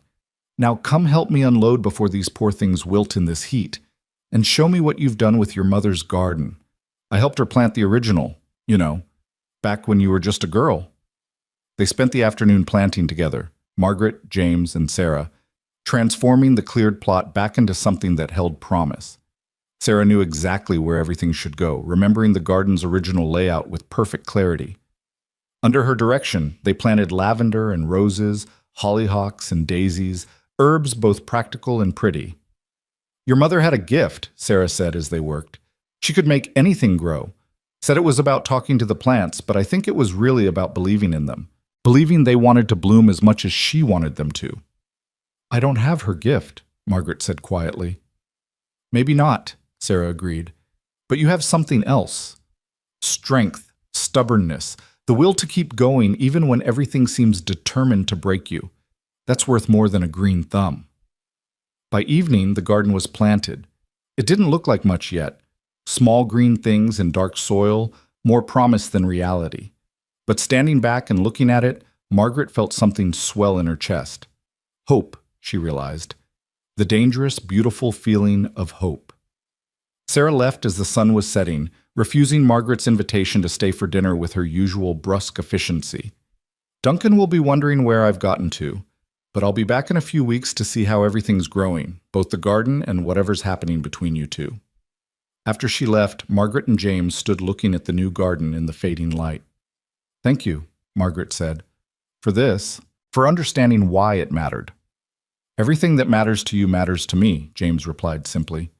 They were standing close enough that Margaret could feel the warmth of him in the cooling evening air. She turned to look at him, at his strong profile against the darkening sky, at the way the last light caught in his hair and made his eyes warm. "James," she said, her heart hammering. "I need to tell you something." He turned to face her fully, giving her his complete attention. "I'm listening." "I'm falling in love with you." The words came out in a rush, terrifying and liberating all at once. "I've been fighting it because I'm scared, because everyone I've ever loved has left or died, because trusting feels like standing on the edge of a cliff. But I'm tired of fighting it. I'm tired of being scared. I'm falling in love with you, and I needed you to know."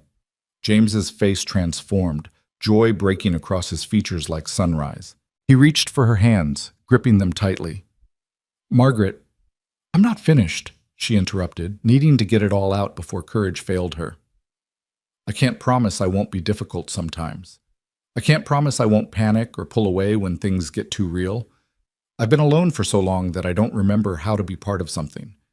But I want to try. With you. If you'll be patient with me." "Patient?" James pulled her closer, his hands moving to frame her face with such tenderness that Margaret felt tears sting her eyes. "Margaret, I'd wait forever for you. But I don't think I have to, do I? Because you're here. You're trying. You're letting yourself love me even though it terrifies you. That's not something that requires patience. That's something that deserves celebration." He leaned down slowly, giving her time to pull away if she wanted. But Margaret didn't want to pull away. She wanted this, wanted him, wanted to believe that maybe this time love wouldn't end in loss. When his lips met hers, gentle and warm and real, she felt the last of her carefully constructed walls crumble into dust. The kiss was sweet and slow, both of them learning the taste and feel of each other, both trembling slightly with the magnitude of what they were acknowledging. When they finally pulled apart, both were breathing unsteadily. "I love you," James said, his forehead resting against hers. "I've loved you since your first letter, when you warned me you were better at mending fences than writing. I've loved you through every honest word you've written, every brave thing you've done, every moment you've let me see the real you beneath all that protective armor." "I love you too," Margaret whispered, the words getting easier each time she said them. "I'm still scared, but I love you." "Being scared doesn't mean you're not brave," James said softly. "It means you understand what you're risking, and you're risking it anyway." They stood in the twilight, arms around each other, the new garden at their feet full of promise. Somewhere nearby, a bird sang its evening song. The air smelled of turned earth and possibility. Margaret thought about all the careful letters they'd exchanged, all the words that had built a bridge between two lonely people, and marveled that words written on paper could transform into this: solid arms, warm lips, a steady heartbeat beneath her ear. That night, after dinner, James disappeared into the tack room while Margaret cleaned up. When he emerged an hour later, he was carrying another piece of wood, this one rough and unfinished. "What are you making?" Margaret asked, curious. "Come see," he invited. She followed him outside to where he'd set up a makeshift workshop near the barn, using some of her father's old tools. In the lamplight, she could see he'd been sketching designs on the wood, vines and flowers, leaves and stems, all flowing together in an organic pattern. "I'm making a headboard for your bed," James said, tracing the design with one finger. "Well, eventually. This is just the planning stage. I thought, if I'm going to be here, if we're going to build a life together, I want to make things that are beautiful, not just functional. Your house is practical and solid, but it could use some beauty, like your mother's garden, something that feeds the soul, not just the body." Margaret looked at the sketches, at the care evident in every line. "You don't have to do that." "I know I don't have to," James said. "I want to. Besides, I'm a furniture maker. It's what I do, what I'm good at. I want to fill your house with beautiful things that remind you every day that you deserve beauty, that you're worth the effort it takes to create something lasting and lovely." "Our house," Margaret corrected softly. James looked up sharply, hope flaring in his eyes. "Our house." "If you want it to be," Margaret said, her heart racing. "I mean, we should probably... That is, we should make things proper eventually. Get married, if you want to. I'm not saying we have to rush, but I'm saying yes. To you, to us, to whatever future we can build together." James set down his tools and pulled her into his arms, lifting her off her feet and spinning her around in a circle that made her laugh, a sound that still surprised her with its unfamiliarity.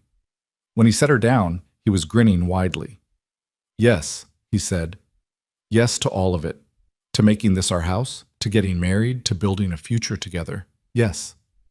They sealed it with a kiss that was less gentle than the first, more urgent, full of promise and passion and the joy of commitment.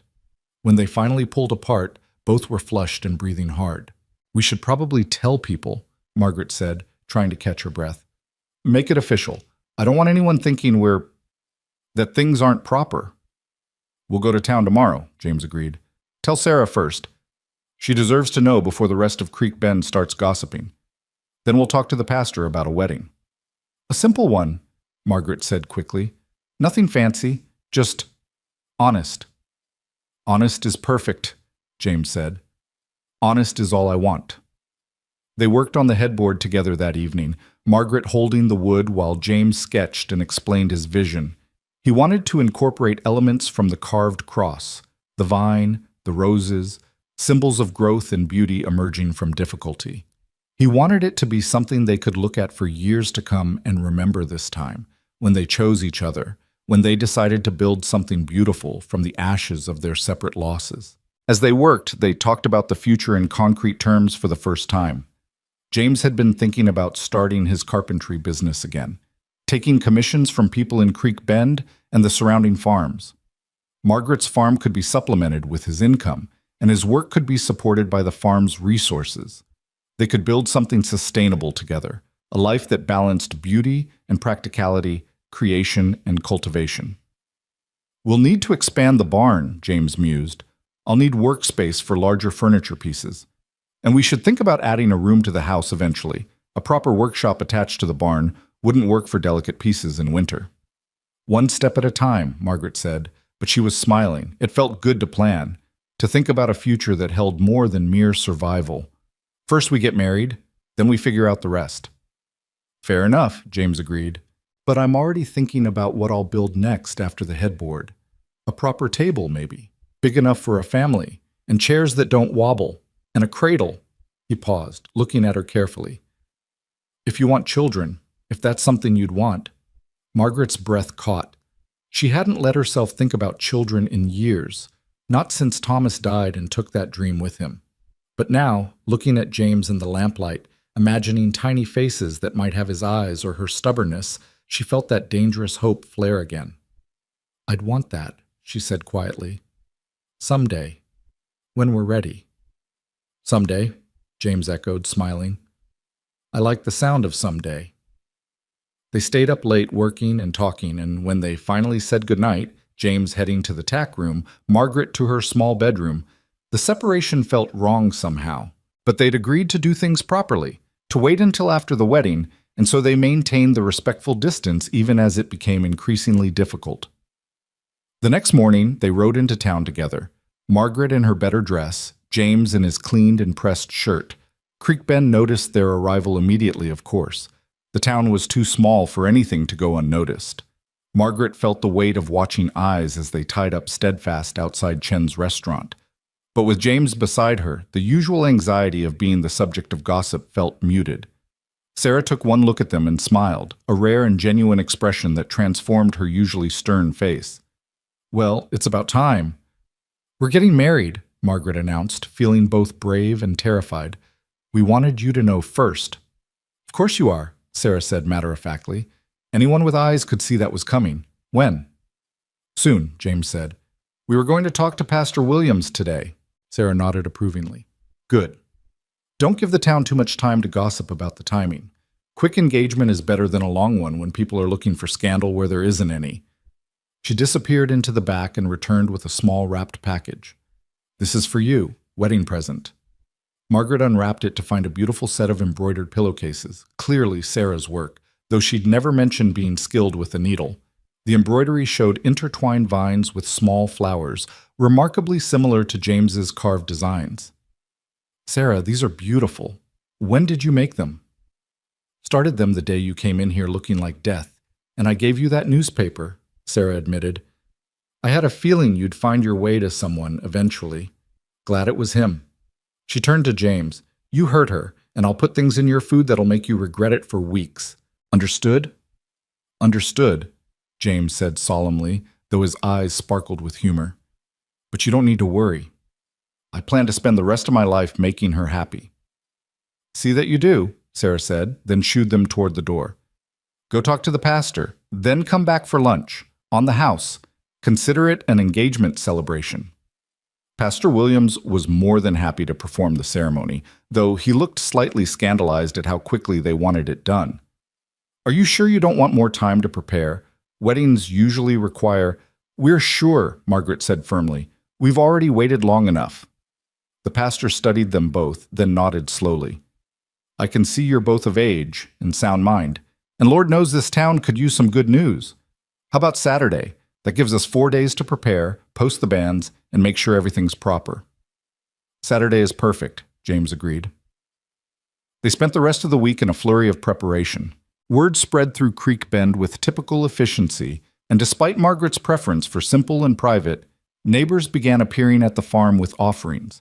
A jar of preserves here, a loaf of bread there, small gestures of goodwill from people who'd watched her struggle alone for years and were glad to see her finding happiness. Mrs. Patterson from the boarding house brought Margaret's mother's wedding dress, which she'd been storing since Margaret's parents died. Your mother asked me to keep it safe, Mrs. Patterson explained, tears in her eyes. She hoped you'd wear it someday. I'm so glad you will. Margaret unfolded the dress with trembling hands. Simple cream cotton with delicate lace at the collar and cuffs, yellowed slightly with age but still beautiful. She'd forgotten it existed, forgotten that her mother had hoped for this day. Holding it felt like receiving a blessing from beyond the grave, her mother's approval reaching across the years. James finished the headboard 2 days before the wedding, working late into the night by lamplight. When he finally showed it to Margaret, she couldn't speak for several moments. He transformed his sketches into reality, vines and roses carved with such delicate detail that they seemed almost alive, wrapping around the wooden frame in organic patterns that were both wild and orderly. It was the most beautiful piece of furniture Margaret had ever seen. It's for our bed, James said softly, for the life we're starting. Every time you look at it, I want you to remember that love creates beauty, that difficult things can bloom into something wonderful. Margaret touched the carved wood, her fingers tracing the roses. It's perfect. You're perfect.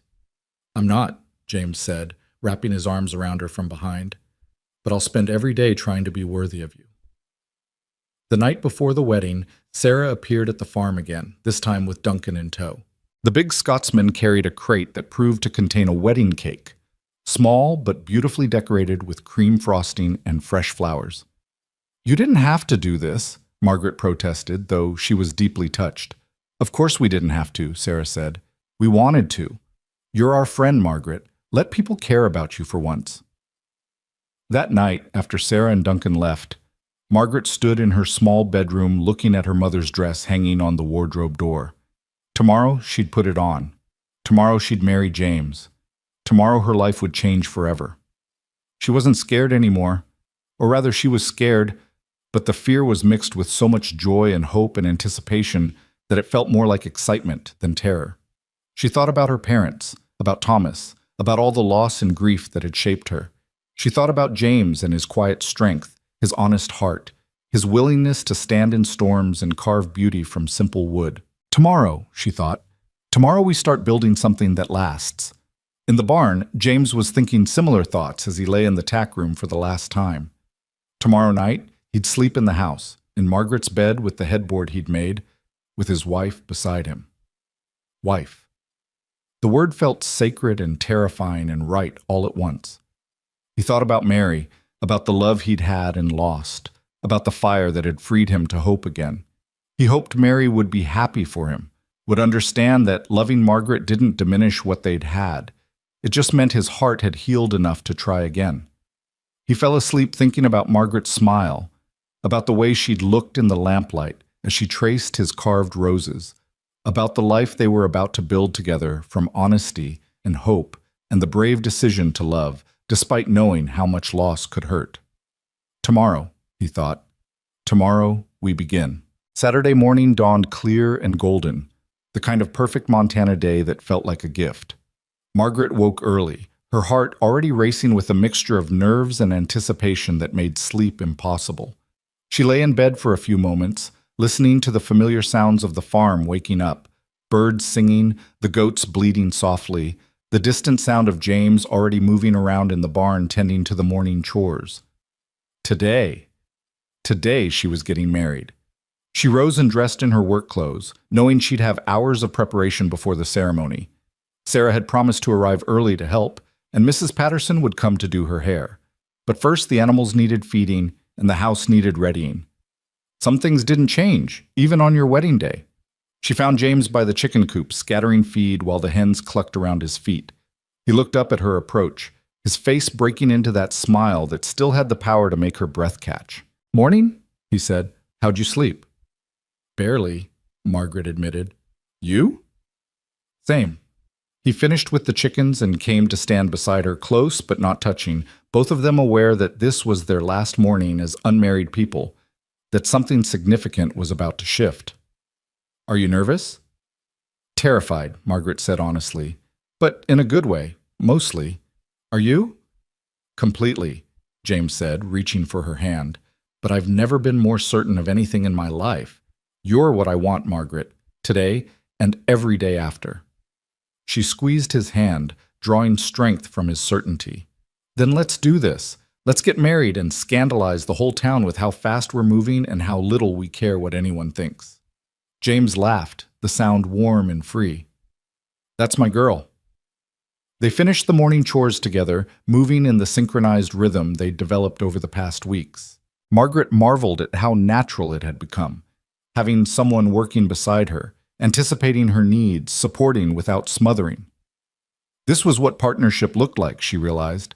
Not rescue or takeover, but genuine collaboration between equals. Sarah arrived mid-morning in her wagon, alone this time.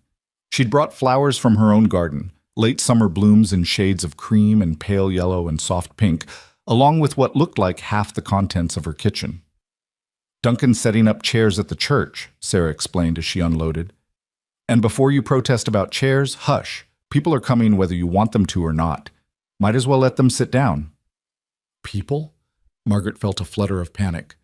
"I thought it would just be a few—" "This town hasn't had a wedding in 2 years," Sarah interrupted, "and everyone's been watching your story unfold. They're not going to miss the ending. Besides, they're coming because they care, Margaret. Let them."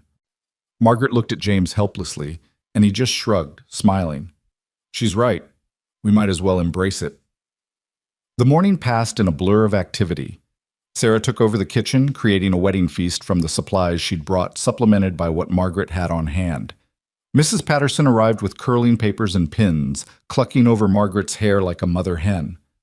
Other women from town appeared, some Margaret barely knew, bringing covered dishes and offering help with a warmth that surprised her. "You've been alone too long," Mrs. Patterson said as she worked on Margaret's hair. "This town hasn't forgotten you, dear. We've just been waiting for you to remember you're part of us." By early afternoon, it was time for Margaret to dress. Sarah shooed James out of the house. "It's bad luck to see the bride before the ceremony, and we're not tempting fate today," and helped Margaret into her mother's wedding dress. The fabric was soft with age, the lace delicate as spider silk, and as Sarah fastened the tiny buttons up the back, Margaret felt her mother's presence so strongly it brought tears to her eyes. "She'd be proud of you," Sarah said quietly, as if reading her thoughts. "Proud that you survived, that you kept the farm, that you're brave enough to try again." "I wish she could be here," Margaret whispered. "She is," Sarah said firmly. "In this dress, in that garden you replanted, in every strong decision you've made. She's here." Mrs. Patterson finished with Margaret's hair, pinning it up in an elegant style that softened her features while still looking like herself. Sarah produced a simple veil, something borrowed from my own wedding, and settled it carefully over Margaret's dark hair. When they finally let her look in the mirror, Margaret barely recognized herself. She looked happy. Not just presentable or acceptable, but genuinely, radiantly happy. The woman looking back at her had hope in her eyes and color in her cheeks, and a smile that came from somewhere deep and real. This was who she'd been before grief had carved away everything soft. And this was who she was becoming again, someone who could believe in joy. "Perfect," Mrs. Patterson declared, dabbing at her eyes. "Just perfect." They rode to the church in Sarah's wagon, Margaret's heart hammering harder with each turn of the wheels. The small white church sat at the edge of Creek Bend, and as they approached, Margaret could see people gathered outside, far more than she'd expected. It seemed half the town had turned out, all dressed in their Sunday best, waiting to witness Margaret Whitmore finally find happiness. "I can't do this," Margaret said suddenly, panic rising. "There are too many people. They're all staring." "They're staring because you look beautiful," Sarah said calmly. "And because they're happy for you. Now breathe and remember, the only person who matters is James. Everyone else is just decoration." Duncan appeared at the wagon to help Margaret down, his usually gruff face gentle. "The lad's inside," he said in his thick accent, near about jumping out of his skin with nerves, but that's as it should be. "You ready, lass?" Margaret took a deep breath. "I'm ready." Mrs. Patterson and Sarah preceded her into the church, and Margaret stood alone in the doorway for a moment, looking down the aisle. The small church was packed, every pew full, and late afternoon light streamed through the simple windows, painting everything in gold. At the far end, beside Pastor Williams, stood James. He'd borrowed a proper suit from someone, Duncan, probably, given the slightly too broad fit through the shoulders, and he'd shaved and combed his hair until it lay almost neat. But what struck Margaret wasn't his clothes or his grooming, it was his face. The absolute joy and terror and love written across every feature as he watched her standing in the doorway. His eyes were shining, and as she watched, a single tear traced down his cheek, an echo of that first tear at the train station that had broken through her defenses and led him into her carefully guarded heart. Margaret felt her own tears rise, but refused to let them fall and ruin Mrs. Patterson's careful work. Instead, she lifted her chin and began walking down the aisle, alone, as she'd been for so many years, but walking towards someone who'd promised to stand beside her through whatever came next. The congregation stood, but Margaret barely noticed them. Her eyes were locked on James, watching that tear track down his face, watching his expression transform from nervous anticipation to something that looked like reverence as she drew closer. When she finally reached him, he reached out to take her hands, his grip trembling slightly. "You're beautiful," he whispered, his voice rough. "So beautiful I can hardly breathe." "You're crying," she whispered back. "Happy tears," James said, smiling through them. "Grateful tears. Tears because I can't believe I'm this lucky." Pastor Williams cleared his throat gently, and the ceremony began. Margaret heard the words as if from a distance. The traditional promises, the sacred vows, the binding declarations that would tie her life to James's forever. When it came time to speak her part, her voice came out stronger than she'd expected. "I, Margaret Elizabeth Whitmore, take you, James Robert Hartley, to be my lawfully wedded husband. I promise to stand beside you in plenty and in want, in joy and in sorrow, in sickness and in health, as long as we both shall live." James's vows were spoken with quiet intensity, his eyes never leaving hers. "I, James Robert Hartley, take you, Margaret Elizabeth Whitmore, to be my lawfully wedded wife. I promise to honor you, to support you, to love you faithfully through whatever storms may come. I promise to build with you, to create beauty with you, to choose you every day for the rest of my life." There were no rings. Neither of them had thought to arrange for them, but Pastor Williams simply blessed their joined hands instead. "What God has brought together, let no man separate. James, you may kiss your bride." James cupped Margaret's face in his scarred, gentle hands and kissed her softly, reverently, as if she were something precious and fragile. The congregation erupted in applause, and when they finally pulled apart, both were crying openly now, tears of relief and joy, and the overwhelming reality of what they'd just done. They were married, they were husband and wife, they were no longer alone. The reception was held outside the church under the late afternoon sun. Tables had been set up covered with more food than Margaret had seen in years, contributions from nearly every household in Creek Bend. Sarah's cake took pride of place, and as Margaret and James cut it together, his hand over hers on the knife, she felt a swell of gratitude for this community she'd thought had forgotten her. People came up to offer congratulations. Some Margaret knew well, others she barely recognized. Martin Fletcher, the banker's son she'd rejected, came with surprising grace to wish them happiness. William Cross, the widower, brought his children to meet the new Mrs. Hartley. Even people who'd just watched from a distance over the years came forward with genuine warmth. "We're glad you found each other," one elderly woman said, gripping Margaret's hand. "This town's seen too much hardship. It's good to witness something joyful." As the sun began to sink toward the horizon, painting the sky in brilliant shades of orange and pink and gold, people began to drift away, heading home with full stomachs and lighter hearts.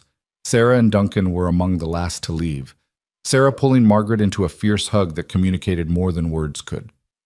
"Be happy," Sarah said simply. "You deserve it."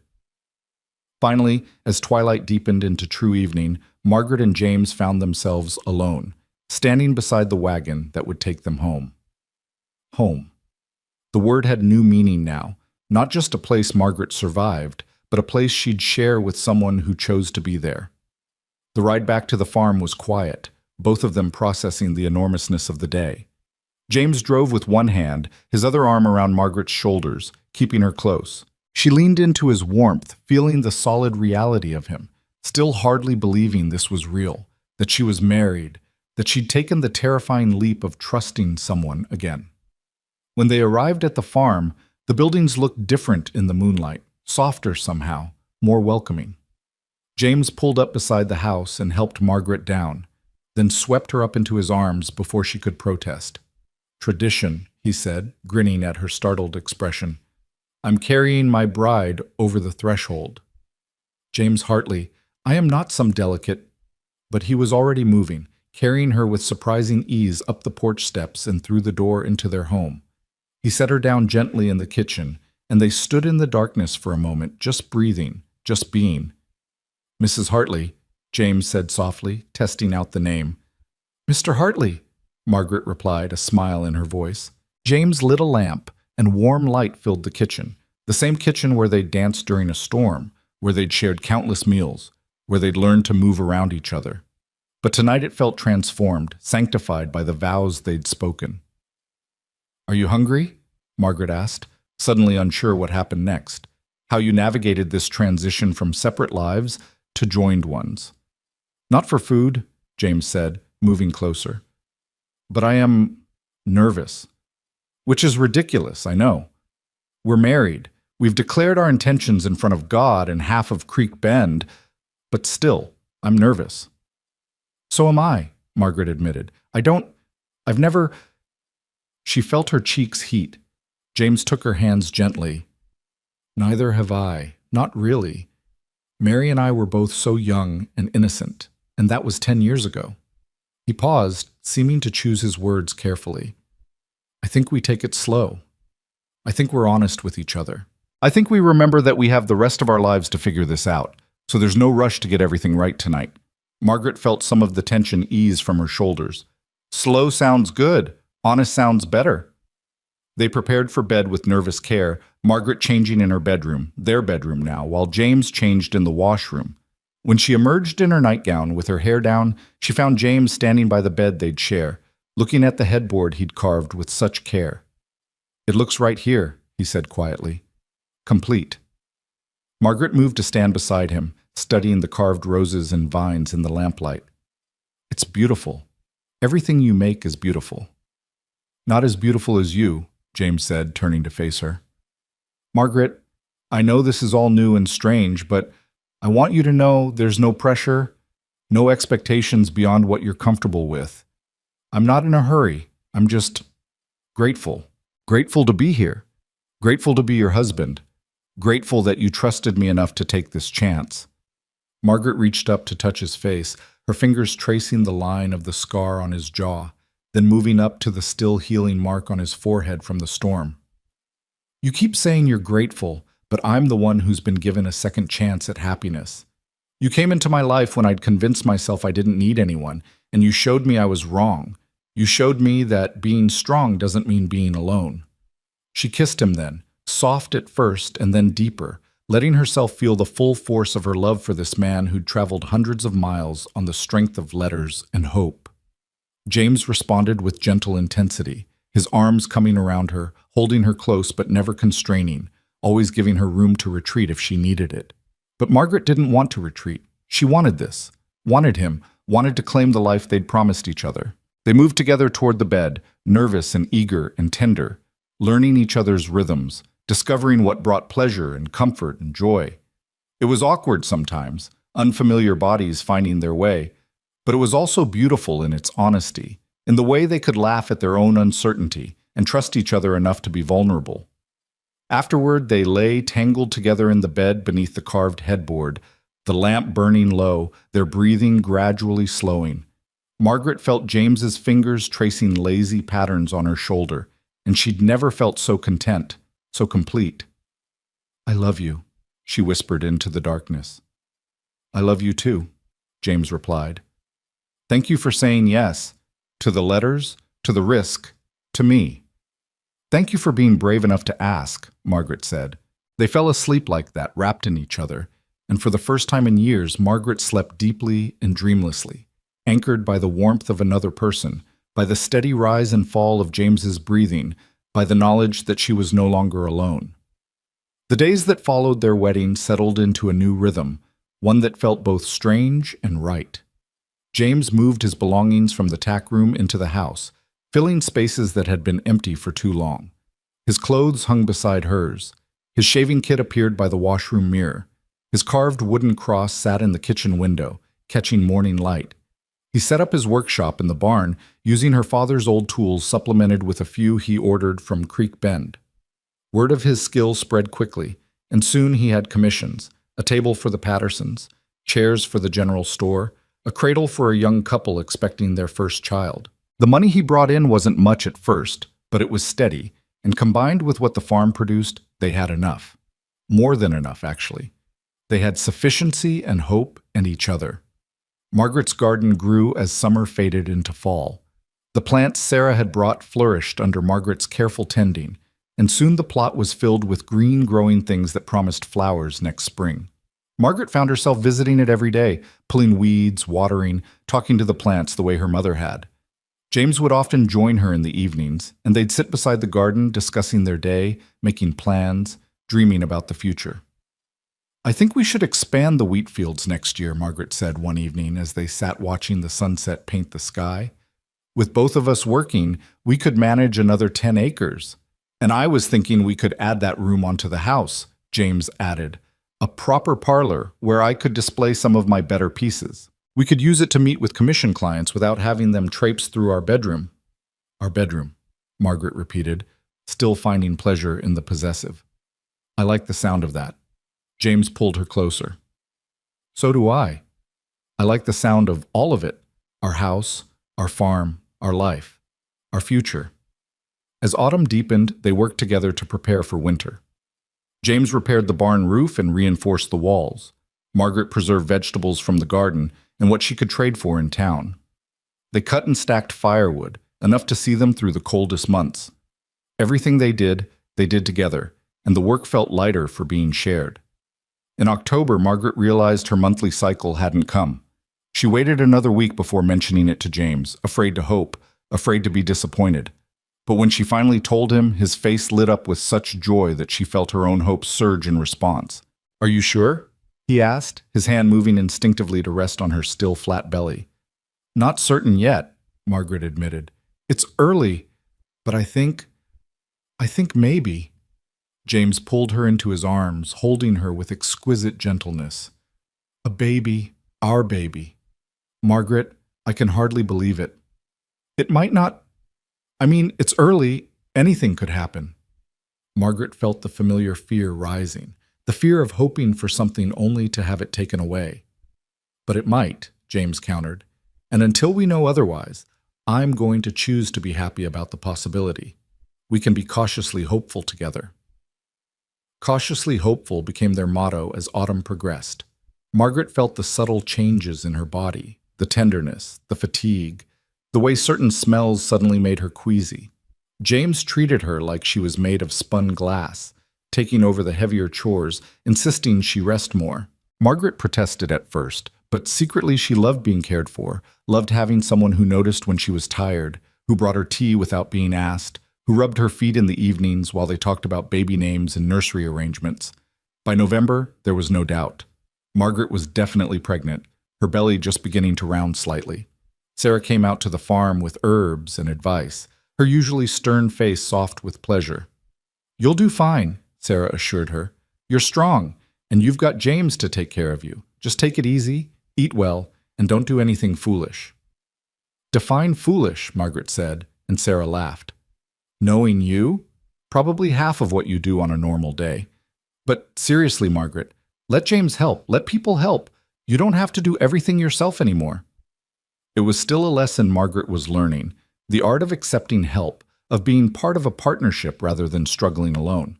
But with James beside her, it was getting easier. He never made her feel weak for needing support. He never took over in a way that diminished her. He just helped. Quietly, competently, lovingly. Winter came early that year, snow falling in mid-November and settling in to stay.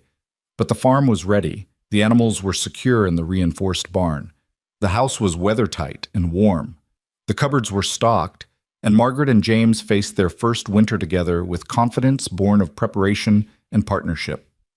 They spent the long winter evenings by the fire, James carving intricate details into furniture pieces, while Margaret sewed baby clothes from fabric Sarah had given her. They talked about everything and nothing, their pasts, their hopes, their fears, their dreams. They made love slowly and carefully, James always conscious of the precious life growing inside her. They read aloud to each other from the few books they owned, creating a ritual that would later become bedtime stories for their children. It was during one of these evenings, with snow falling outside and firelight flickering warmly, that James finished his latest project, a cradle made from walnut wood, carved with the same roses and vines that adorned their headboard. He'd been working on it secretly for weeks, and when he finally showed it to Margaret, she wept at the beauty of it. "For our baby," James said softly, "for the life we created together. Every time I look at this, I'll remember how scared we both were, how brave we had to be to choose each other, how worth it all of it was." Margaret ran her hands over the smooth wood, the intricate carvings, the care evident in every detail. "It's perfect. You're perfect." "We're perfect," James corrected, pulling her close. "Together, we're perfect." Christmas came and went, simple but joyful. They attended church services in town, where Pastor Williams blessed their coming child, and the whole congregation offered prayers and well wishes. They shared a meal with Sarah and Duncan, laughing and talking late into the evening. They returned home through fresh snow, Margaret's hand on her growing belly, James's arm around her shoulders, both of them marveling at how completely their lives had changed in just 7 months. Winter deepened, and Margaret grew rounder. By February, there was no hiding her condition. She was obviously pregnant, obviously happy, obviously loved. James had never been more attentive, more gentle, more devoted. He talked to the baby through Margaret's belly, telling stories and making promises about the life they'd have together. He built a rocking chair for the nursery they'd created in what had been her parents' room, finally clearing it out and transforming it from a shrine to the past into a celebration of the future. March brought the first hints of spring, longer days, warmer breezes, the promise of renewal. Margaret's garden, which had lain dormant under snow all winter, began to show signs of life. Tiny green shoots pushed up through the melting snow, bulbs her mother had planted years ago, surviving underground through years of neglect, finally returning to bloom again. "Look," Margaret said one morning, standing by the garden with her hand supporting her aching back. "The flowers are coming back." James came to stand beside her, wrapping his arms around her from behind, his hands resting on her swollen belly, where their baby kicked and shifted. "Of course they are. This is a place where beautiful things grow now." In early April, as the garden burst into full bloom with roses and daisies and hollyhocks in a riot of color, Margaret's labor began. James rode hard to fetch Sarah, who arrived with the efficiency of someone who'd attended dozens of births. Mrs. Patterson came too, and between the two experienced women, they guided Margaret through the long, difficult hours of bringing new life into the world.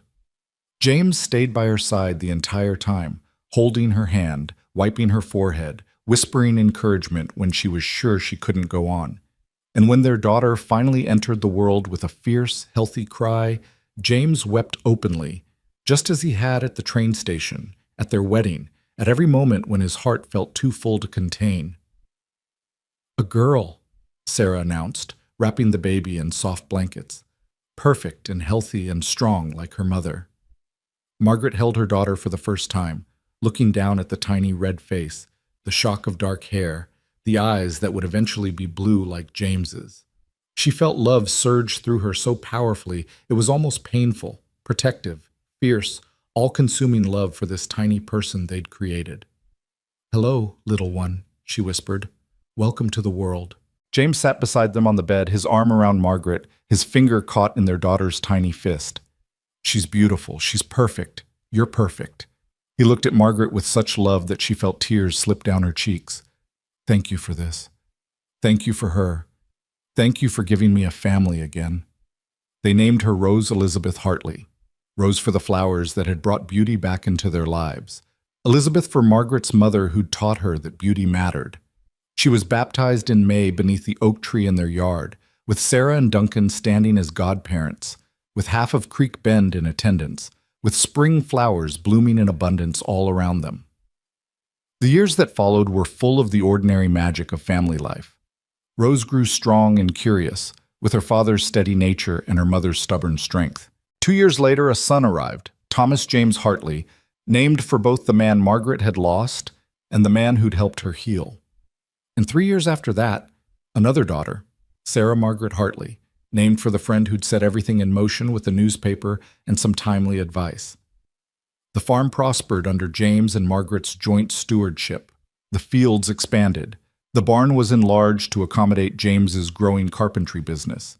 The house gained that parlor James had envisioned, along with additional bedrooms for their growing family. But through all the changes and additions, the core remained the same. The kitchen where they danced in a storm, the bedroom with the carved headboard, the garden that bloomed more abundantly each year. James continued to create beautiful things, furniture that was sought after throughout the territory, pieces that balanced function and artistry in ways that made them heirlooms. Each piece was carved with variations of the same motif, vines and roses, symbols of growth and beauty emerging from difficulty. People who bought his furniture often said it made their houses feel more like homes, as if the love James poured into each creation could be felt by everyone who lived with it. Margaret became known as one of the most successful farmers in the area, respected for her knowledge and her willingness to help neighbors in need.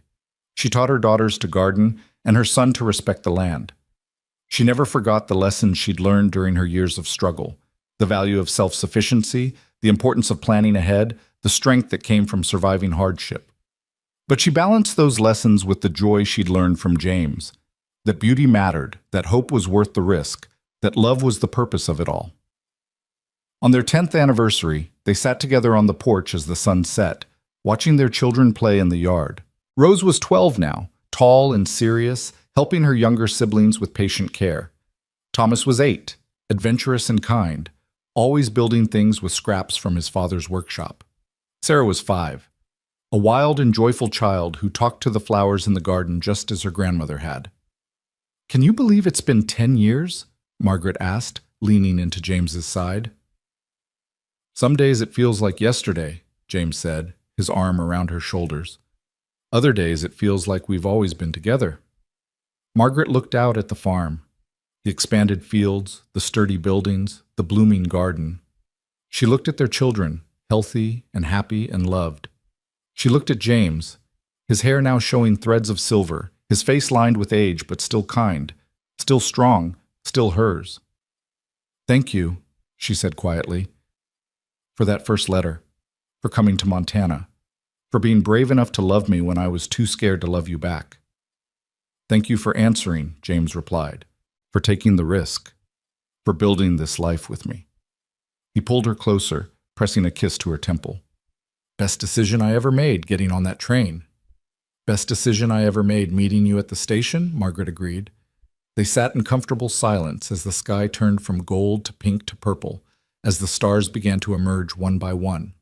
In the garden, roses bloomed in profusion, their scent sweet on the evening air. The carved cross still sat in the kitchen window, catching the last light of day.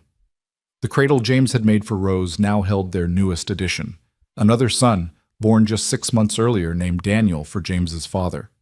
This was what they'd built together, not just a farm or a house or a business, but a life, a family, a love that had weathered storms and doubt and fear to become something solid and lasting and true. They'd taken the broken pieces of their separate pasts and forged them into something whole, something beautiful, something that would last long after they were gone. The wind that had once carried only loneliness across the prairie now carried children's laughter and the scent of roses and the quiet contentment of two people who'd found each other against all odds and chosen to build something permanent in an impermanent world.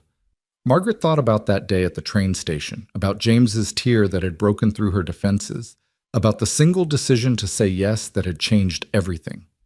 She thought about her parents, about Thomas, about all the loss and grief that had shaped her into someone who could appreciate what she had now. She thought about hope, dangerous, beautiful hope, and how it had been worth every moment of fear. "What are you thinking?" James asked, sensing the turn of her thoughts. "That I'm happy," Margaret said simply. "That I'm grateful. That I'd go through it all again, all the loss, all the pain, all the loneliness, if it meant ending up right here, right now, with you." James smiled, that soft smile that still made her heart skip. "Me too. Every single time." As full darkness fell and the children were called inside for bed, Margaret and James remained on the porch a moment longer, hands clasped, watching the stars emerge in their ancient patterns. The same stars that had witnessed Margaret's loneliest nights now watched over her fullest blessings. The same wind that had rattled her windows in isolation now sang through a home filled with love and laughter and life. They'd planted something together, she and James, something that had taken root in honest soil and grown strong despite storms.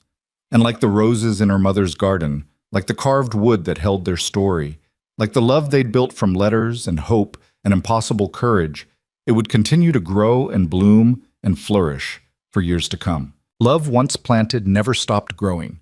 It marked everything it touched, making it more beautiful than it had been before. And standing there in the darkness with James beside her and their children safe inside and stars wheeling overhead, Margaret knew that this, all of this, was the truest thing she'd ever known. She was no longer the woman who'd sworn she'd die alone. She was the woman who'd been brave enough to risk everything for the possibility of joy. She was the woman who'd met a stranger at a train station and seen past her fear to the hope he offered. She was the woman who danced in a storm and planted a garden and built a life worth living. She was home. She was happy.